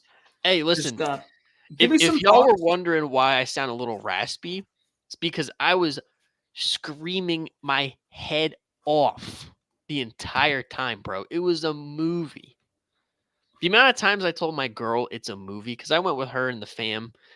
The amount of times, bro, she said, you should start a drinking game. Anytime you say it's a movie, take a shot. Because I said it like probably 100 times. It really was. The atmosphere was electric. Kelly Green night, absolutely different. And I knew the boys were going to come to play, and that's exactly what they did. Yep. They shut down the number one offense in the National Football League and only let up 10 points. The scoreboard says 17 because one was a fluky pick six, but the defense let up 10 points on a team that scored 70. Bro, I've been saying it every single week. I cannot compliment this man, Sean Desai, enough. I really can't, bro. He had a great game plan. He said physicality kills speed, and it sure did tonight. Or not tonight, Sunday. Tyreek Hill obviously got his. We all knew he was going to be able to get some stats. But look, we took away the first read for Tua, and it was food. Mm-hmm. Everybody was flying around. The defense played lights out. It was like the old Kelly Green defense was playing on Sunday Night Football. And then Jalen Hurts doing what he does. A.J. Brown having a monster game, tied with Calvin Johnson for 5 125-yard games. Bro, listen, this is a hot take, but I know we all talk about Tyreek Hill being in the MVP conversation, but listen, we got to start talking about A.J. Brown. Mm-hmm. What we're seeing him do is historic. He is having a historic run right now. Yep. 5 straight games of over 125 yards. This dude, he is unconscious. Unconscious, bro. And it's not even like we were force feeding the ball to start that game either. When it rains, it pours. Yep. He was a huge get last year. Thank you, Tennessee, for giving us your best players. He is just having a stellar season, and if Tyreek Hill is getting MVP conversation, A.J. Brown has to be in that conversation too. I think they are both having outstanding seasons right now. Mm-hmm.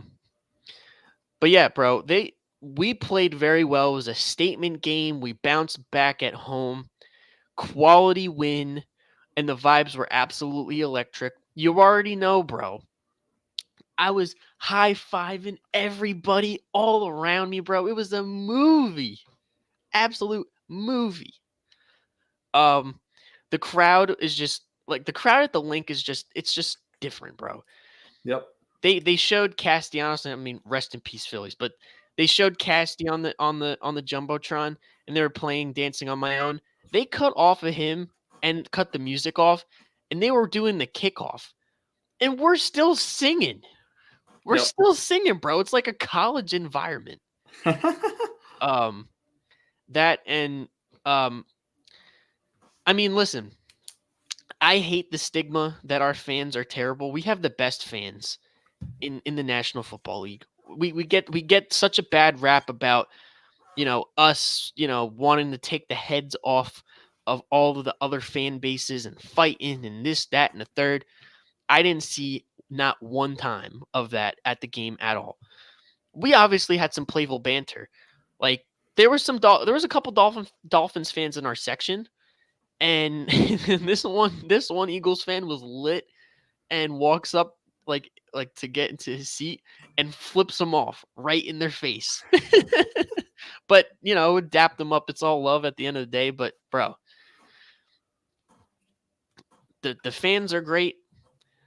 It was a great experience. I did talk some shit on the way out. I had to let a Dolphins fan know Fins Dan to the grand. They didn't really like that much, but yeah. But exactly how you want to get a win in prime time against, arguably a Super Bowl contender. And, this puts us back on track. And with what Howie Roseman has done this week, I don't know if there's a team in the entire league other than maybe Patrick Mahomes. Like you've been saying, I get it, bro. But listen, there is not another team in the league that can fuck with us after we traded for Kevin Byard for peanuts, a paperclip, and a pair of shoes. Are you kidding me, bro? Howie Roseman cannot miss. The full package was Terrell Edmonds, a 2024 5-6 for Kevin Byard. Ridiculous. Absolutely filthy, bro. That was the one weakness on our team. Like, D-line is great. Corner's great. Linebackers, they're not A-list guys. Probably like a B-list, C-list guys. But they've been playing really good, and they've gelled very nicely. We've been getting some great production out of Zach Cunningham and Nakobe Dean and Nicholas Morrow. They've been playing lights out. Like, we thought they were going to be a liability. They're really not. Mm-hmm. The one liability has been safety. We all know that. Reed Blankenship has been playing very good, but outside, like, opposite him has been a revolving door. And even with Reed being out, safety as a whole has been a revolving door and has been a liability. Terrell Edmonds in coverage has been trash. I watched him with my own eyes in person cheat on safety help on Tyreek Hill. It was like a cover one. They were manned up across the board, and he had safety help on for James Bradbury over the top. Tyreek Hill got behind. So obviously James Bradbury is going to cheat a little bit and play a little loose because he knows he has the help. Terrell Edmonds is like, nah, gets burnt. Food. Howie Roseman's like, pack your shit up and go to Tennessee, bro. But with Kevin Byard, listen, top 10 safety in the league, was an all-pro, 2-time Pro Bowler, led the league in interceptions. He's on pace this year for 100 tackles. Yo.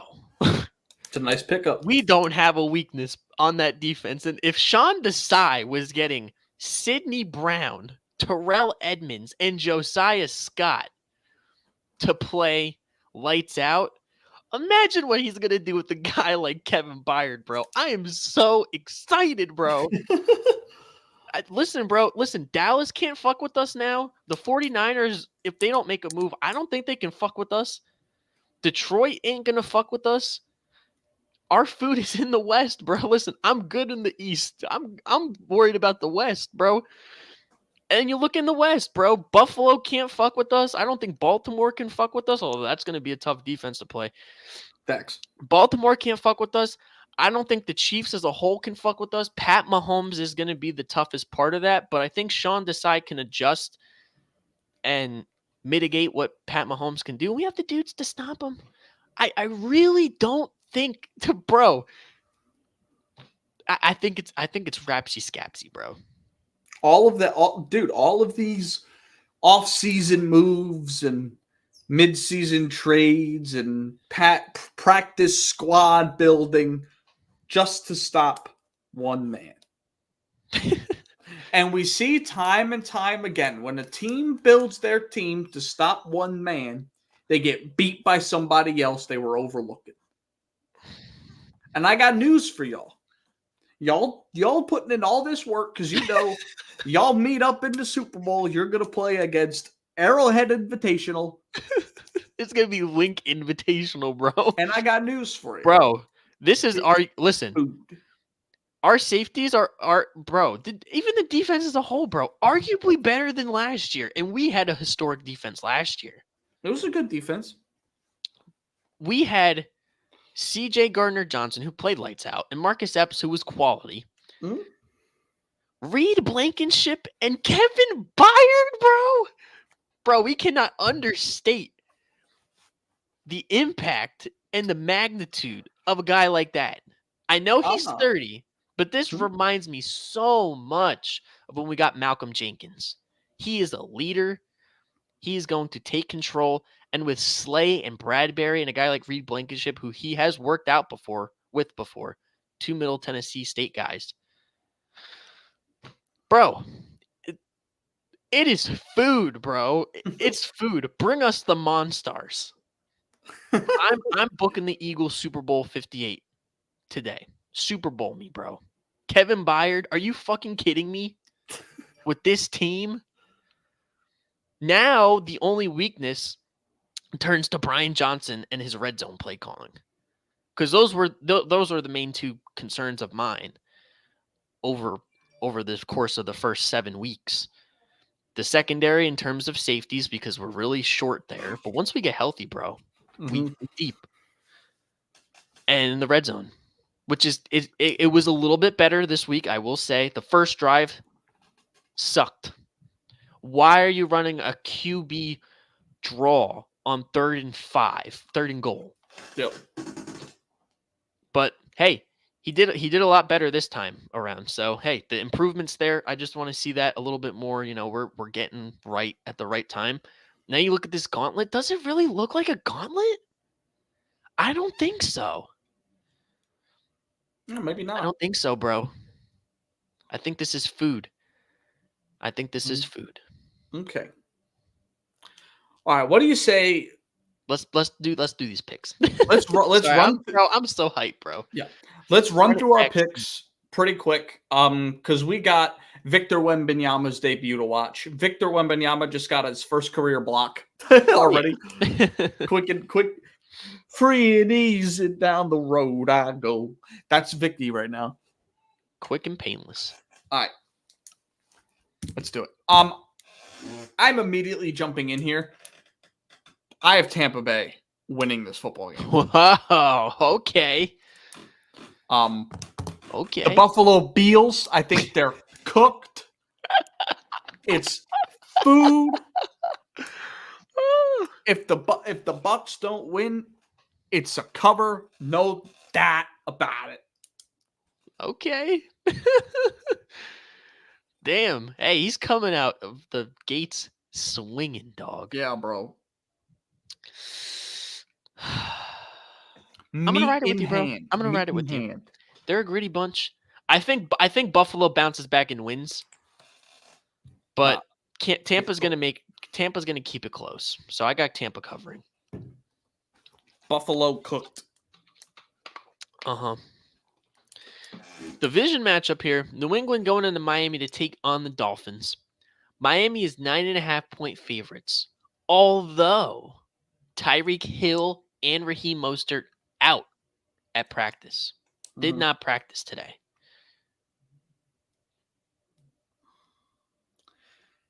Honestly, bro, I think Dolphins win. I like another road cover here too. I think the Pats figured something out last week. I think McCorkle looked pretty good. Yeah. And I agree. I'm gonna ride that with you, bro. 2 straight road covers. I don't think. Look, I feel like low key may or may not have exposed these Bulls on primetime. But if you don't have Tyreek Hill or Raheem Mostert playing, that's gonna be tough. I think they're gonna play, but tough division matchup. They've played close before. I think 9.5 is a lot. Yeah, it is. So yeah, and Miami has or New England has a little bit of momentum. Although I wouldn't be surprised if Miami comes back out and puts their meat down after a Yeah. tough loss. Yep. We're right here. We're getting gifted a road home game. How, bro? I love it. I love that because now instead of playing 8 home games, we get 9, maybe 10. It depends on what we get week 17. Yeah. So yeah, let me just I'd take another road cover. Give me the Jets. The Giants are bad at football. The Jets are bad at football at quarterback. They're bad at offense. Great at defense. They're bad at offense. Give me the Jets at -3 as well. Oh, baby. I think their defense is just going to be too much for the Giants to overcome. Yeah. Although, hey, Tyrod Taylor's been playing pretty damn good. He has, but I got news for you. My defense, food. Food. That's food, bro. Facts. It's not even a question. Jacksonville going into Pittsburgh to take on the Steelers. Interesting matchup here. Mm-hmm. Steelers are 2.5-point home dogs. Yep. Do we keep the trend of road covers? I'm keeping the trend. I like Jacksonville at -2 is a really nice line. Yeah. I think they're far and away a better football team than Pittsburgh. Pittsburgh coming off of a win on the road. Do I ever like to bet against Mike Tomlin at home? No, but I think I'm gonna in this scenario. Yeah. Oh, man. This is tough.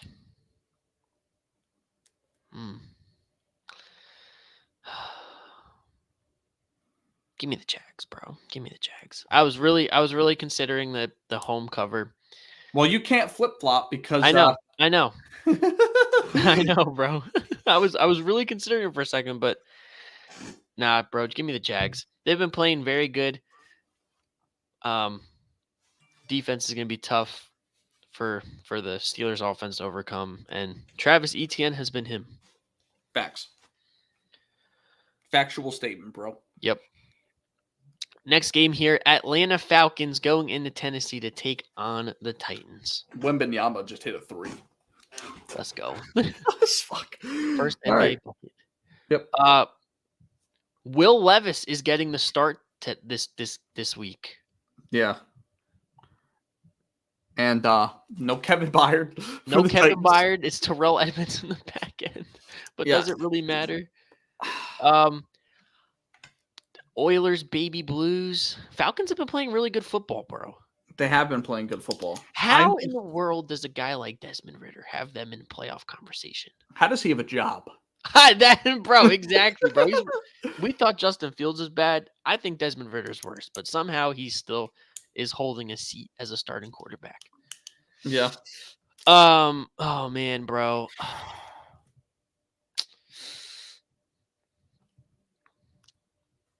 I'm gonna take the Titans at home. I am too, bro. I am too. I think. Listen, we're looking at the Titans right now as like it's a rapsies scapsies for them. They're selling. Derrick Henry might be on the move. Mm-hmm. I think that they come out to play, and they're playing in the baby blues, bro. They are. We've seen when we've had teams that have played backup quarterbacks, and they've come out and shocked a lot of folks. Mm-hmm. So I think, hey, Will Levis might put the fire in the gut of the Titans. He might. He just Terrell might. Edmonds might have a pick. I feel so bad for him, bro. He was a terrible player, but he's a good guy, and he was living his best life here. I feel so bad for him, but who? Hey, Terrell Edmonds. Oh yeah, get up out of here. Yeah. Yeah, see ya, bro. Listen, if we win the bowl, his sacrifice will not be forgotten. Next game here, Houston Texans going into Carolina to take on the Panthers. Panthers are 3-point home dogs. Who do you got, bro? I think I'm riding the Texans. Another road cover. That defense. Listen, I don't know, bro. Bryce Young, they found something against the Dolphins, but it was short lived. I think. Yeah. If they were to get one, I think this could be the game. But I just think D'Amico Ryans is going to have them playing too good, and C.J. Stroud is going to outduel Bryce Young. Yeah, I'm gonna take the number 1 overall pick. I'm gonna take Bryce Young to cover, probably win this game at home. I don't know why, but I'm I just don't know gonna why leave it. either, bro. I'm But just that's gonna leave cool. it at that. I don't care about this game whatsoever. We That's probably won't talk about it next week on the show when we're recapping. cool. Probably not. It don't matter unless one of them throws for 400. But Listen, bro. I think C.J. Stroud has by far been the better quarterback, and oh yeah, it's not I close. think he'll show. I think he'll show that this Yeah. week. Because Yeah. listen, you got the 2 top quarterbacks. He's gonna have a chip on his shoulder to show Carolina why they should have drafted him number 1 instead of Bryce Young. And Frank Reich to tell the owner, "I told you so. We should have drafted C.J. Stroud." So, give me the Houston Texans. Okay. I don't hate it. Yeah. This game here. This game right here, bro. This is a perfect line. This is difficult. Oh man. The LA Rams going into Jerry World to take on the Cowboys. Cowboys are 6.5-point home favorites. They've had a rough patch, but so have the Rams. Dallas coming off of a big win last week. And the bye week. They're coming off a bye week. LA in a must-win scenario, I think.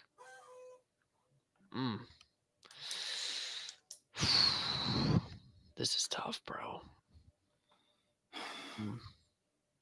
I'm gonna take the Cowboys. They're coming off of a bye. They're the better team. It's hard to beat them in Jerry World. Although I really would not be surprised if Cooper Kupp has 250 yards and is the reason why they beat the Cowboys. I just think they're coming off a bye. They're well rested. Dallas is a tough place to play for anybody. Let's not sugarcoat it. The one thing I do worry about is their secondary against Cooper Kupp and Puka Nacua. Yeah. But their Micah Parsons could have 3 sacks in this game. I think the Rams offensive line is very gettable. And they're without Kyron Williams. They are. So give me Dallas. Okay. Yeah, I'm gonna ride you with that. Pause. Oh my God, bro. Pause. Come on. Come on. He never learns to keep the gay shit out of the program. I'm sorry. Yeah, I like the Cowboys too, I think. I don't know. I think I'm still living off previous PTSD with the Rams that I feel like they can like be in any game. But I don't know if this is one that they can be. As disappointing Dallas has been in a couple games, they're still a really, really good football team. So I think I'll take them as well. Yeah. It's tough, bro, because my bias really wants to take the Rams, but they're coming off of a bye. I don't know, bro. I like them coming off of a bye. Next game here, divisional game. Minnesota Vikings going into Green Bay to take on the Packers. This is practically a pick 'em. Vikings are 1.5-point road favorites. It could switch. Anything can happen in these divisional games. Yeah, I like the Packers at home. And Jair Alexander on Jordan Addison is food. So that's the key matchup for me. TJ Hawkinson will get his work in, but this one's actually not even that hard for me, to be honest. I really like Green Bay in this game to get a home win at home. Home win. Yeah. Home win at home. Yeah. Yeah, bro. I'll co-sign that. I'll take the Packers at home. I I really don't have faith in the Packers, but this is one of those that can go either way. I do like the Jair matchup on Jordan Addison. Yep. But I do like the Vikings running game a little bit more. I don't know. The Packers just haven't been able to run the ball or move the ball in general. They haven't, but so I think I prefer the talent. And this is the other reason why I like the Packers. Vikings are coming off of a highly emotional statement win over the Niners. They could stumble down, one step forward, two steps back type beat. True. So let me have my Packers. You're taking Minnesota? No, I'm taking the Packers too. Oh, okay. Yeah. Ride with me. I am. All right. Another toss-up. Man. Hey, bro, give me Gardner Minshew at home. Give me Gardner Minshew at home. Yeah, bro, he is awful one. Yeah, facts, bro. Bro, prop the perk. Him and Shane Steichen have just been elite, bro. Mm-hmm. And the Saints may not be who we thought they were. Maybe not. Coming off of a tough loss against the Browns. They've been putting in work. Chris Olave got arrested. Yeah. Give me the Colts, bro. Give me the Colts. I think I'm with you on that, bro. Another week where we're picking a lot of the same, but I think we're getting to the point of the year where it's tough, bro. It's really tough. I think Indianapolis has been the better football team this year. They really have, bro. And credit to Shane Steichen. He's been a hell of a coach, and he's gotten them boys playing very good. Facts, dude. And that Jonathan Taylor, Zach Moss duo, the shock of the season for me, because I mean we all kind of expected them to be trash, but he's gotten playing pretty good. Yeah, that Moss Taylor duo has looked really good too. Yeah. Next game here. This line is criminal. Philadelphia Eagles going into Washington to take on the Commanders. Eagles are somehow only 6.5 point favorites. I'm going to take the Eagles at minus 17.5. Give me the Eagles minus 6.5. Here's the trend. Whenever we play Washington, there's one game where we blow the doors off of them, and then there's one game where they play us close, think they have a chance to win, maybe even beat us. We've already played the had a chance to beat us game. This is the game where we put our meat down. We are coming into our own at the right time, and they are just food, bro. Kevin Byard's first game as an Eagle. Reed Blanket, bro, we're getting healthy, bro. The only person that didn't practice today was Bradley Roby, and he has, I think it's like a torn quad or torn pec or something like that. Not a quad, torn pec, something with his shoulder. But yeah, bro, we're playing the best football so far when we need to. I think Sam Howell is food. Their offensive line is trash. We are going to absolutely feast on the Washington Commanders. What I did not know, though, Jalen Hurts has been dealing with an injury for a while, a knee injury. Oh, yeah. Bro starts playing bad. All of a sudden, he's injured. No, bro. I'm serious. It just came out after the game on Sunday because he was wearing a knee brace in the second half. So he's been dealing with something for a while. There's been speculation that it was against Minnesota week 2, so it's been quite a while. Either that or the Rams play, but that was his right knee that it would have been on that plant. But I don't know. I think he'll play. I think AJ Brown's going to break Calvin Johnson's record this week. He absolutely owns Emmanuel Forbes. Dude is benched. He also owns St. Juice, so I really don't care who he's up against. He's going to eat. Give me the Birds at their second home. Yeah, I'm going to co-sign that. Not much to really say. Washington's a mid-football team. You're a good football team. Yeah. Division rival. Mid at best, bro. They are trash. Since they lost our game, 3 straight losses. I told you the writing was on the wall. That was the tide turning of their season. They fumbled. It's over for Washington. They're cooked. Yeah. I'll co-sign it. Eagles. Yep. Next game here. Yeah, no Deshaun Watson. He's definitely out. Whoa, bro. Come on, bro. He's slipping. Man Every is slipping show, this every program. show, Every one show, of us, bro. one of us. Yeah, number 4 is not playing. He's out for an extended period of time. So I'm gonna take the Seahawks to cover this. With I that am being too, said, bro. PJ Walker's been playing really good football, but oh man, Seattle's a tough place to play. yeah, Especially the way they're playing that defense.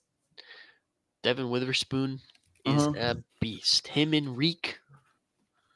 yeah. No, I mean, not a great showing from the Browns defense last week too, but I mean they've been playing really good football. Yeah. As well. I mean they might be able to feast on the Seattle O-line, but hey, Gino's been him this year so far. So yeah, at home, give me the Seahawks at -3.5. Okay. I'm with that. Baltimore on the road against the Arizona Cardinals. Baltimore 8.5-point road favorites. It's funny. Kyler Murray was a full participant in practice today. Yeah. Is he gonna play? I'm going off he doesn't play, and with that being said, I'm taking Arizona to cover. With that being said, I'm taking the Ravens to beat them by -8.5. I think Arizona at home will keep it close enough. I don't think the Ravens are gonna put up back-to-back blowouts like that, and anything over 10 points nowadays is a blowout. I think they will. Fuck Jonathan Gannon. James Conner's on IR. Their whole team is cooked. Fuck you, Jonathan Gannon. Next game, divisional matchup. Kansas City going into Mile High to take on the Broncos. Kansas City -7.5-point road favorite. Didn't they just play each other in Kansas City? I think so. A couple weeks ago. Yeah. I'm going to take Kansas City. I am too. Yep. Don't have to discuss it. Denver's bad. KC's the best team of football. Second best. Best. Moving on. Super Bowl rematch from the 80s. Cincinnati going into San Francisco to take on the Niners. San Francisco -3.5 points. I think they've played more than since the 80s. They probably played like 3 years ago, bro. I think so.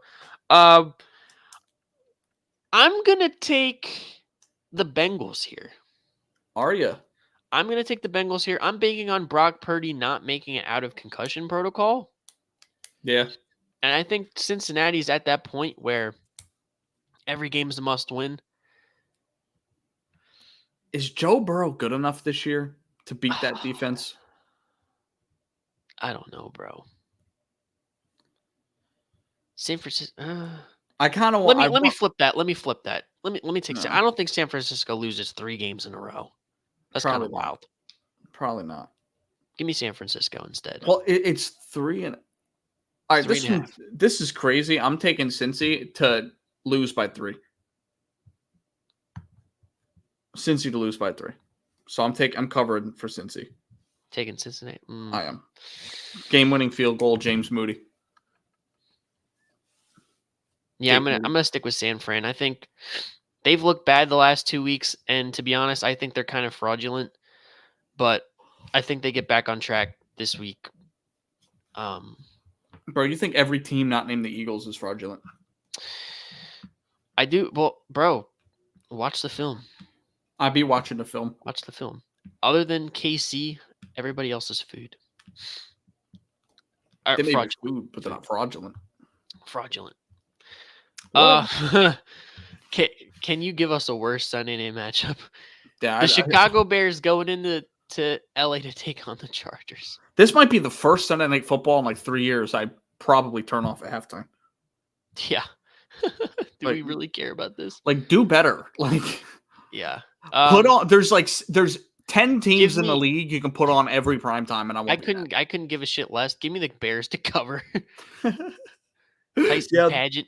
I'm with you on that. Chargers will Charger at the end of the day.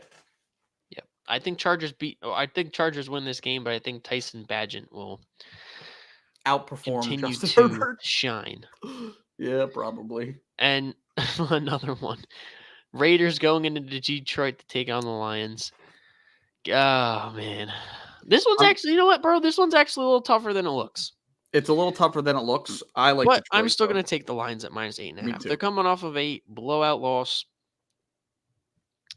8.5 is still a lot, but against this team in that dome, in the Thunderdome, yeah, I think they get back on track.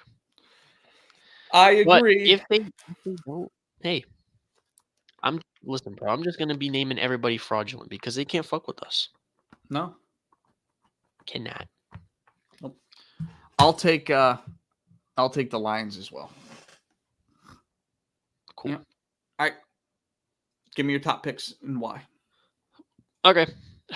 My locks of the week. So. No way you took the Nuggets. Oh my God. You're right. Hold on. Time out. There's so much I don't care about that game, bro. I completely forgot. Let's get rid of that. Let's just switch you over. The biggest blunder in history. Bro made a lock of the pick earlier in the day. I can't change the graphic now. I can't change the graphic now. Oh my God. All right. You can switch. You're staying at Chargers. All right. I'm not going to talk about that one. I'm going to talk about the other two. Smart man. Oh man. Listen, bro. The Jags have been playing outrageous football.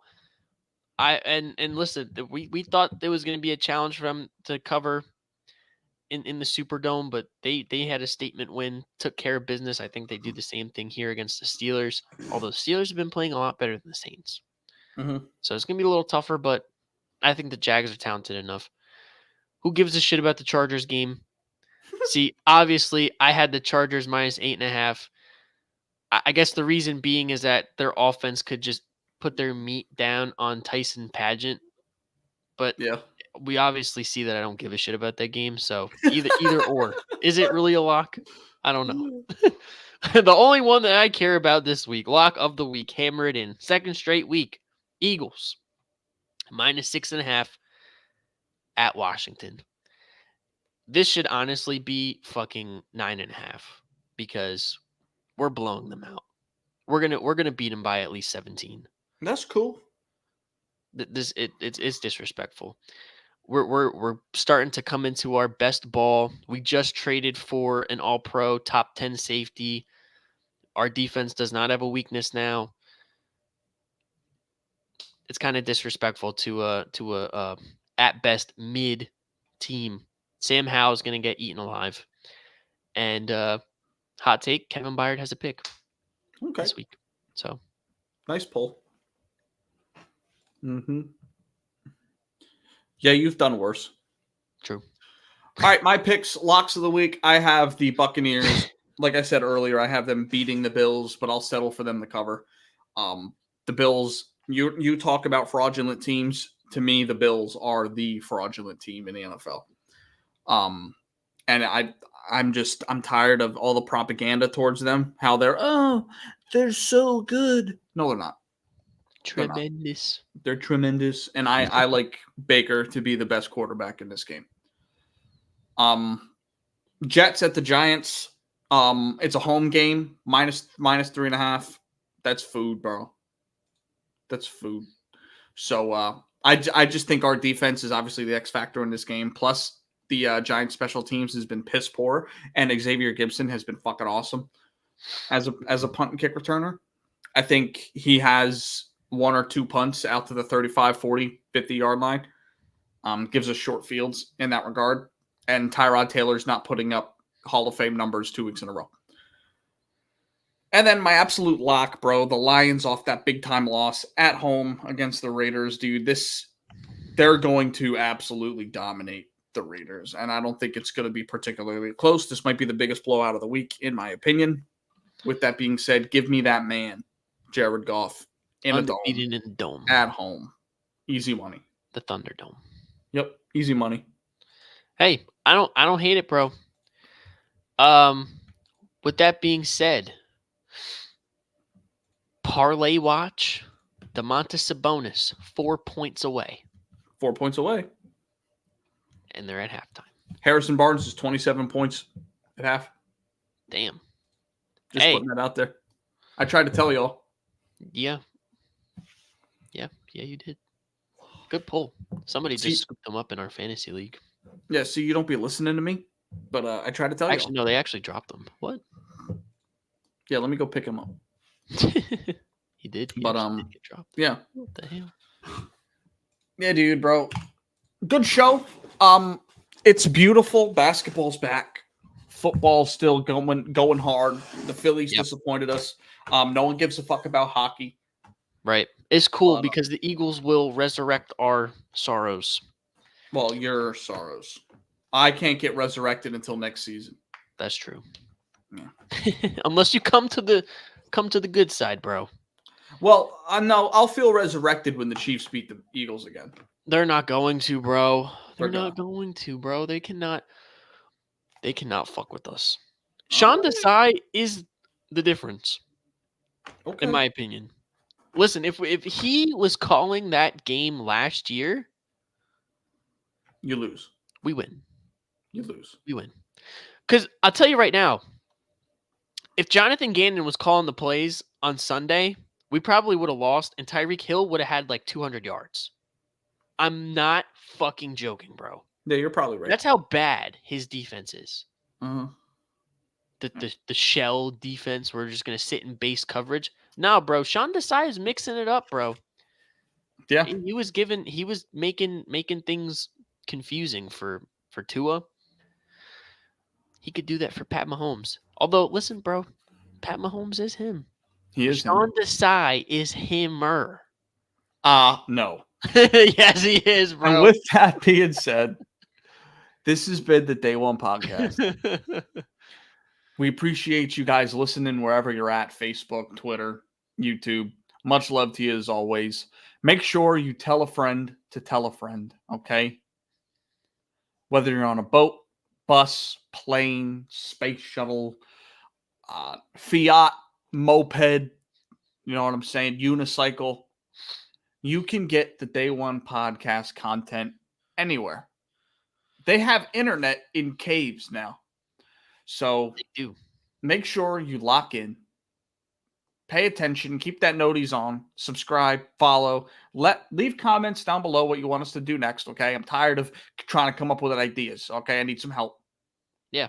Y'all need to help us out. Yeah, help us out. The quest from $10 to 10 grand still going strong. Much love, y'all. I'm Kyle. That's Anthony. See y'all later. Peace.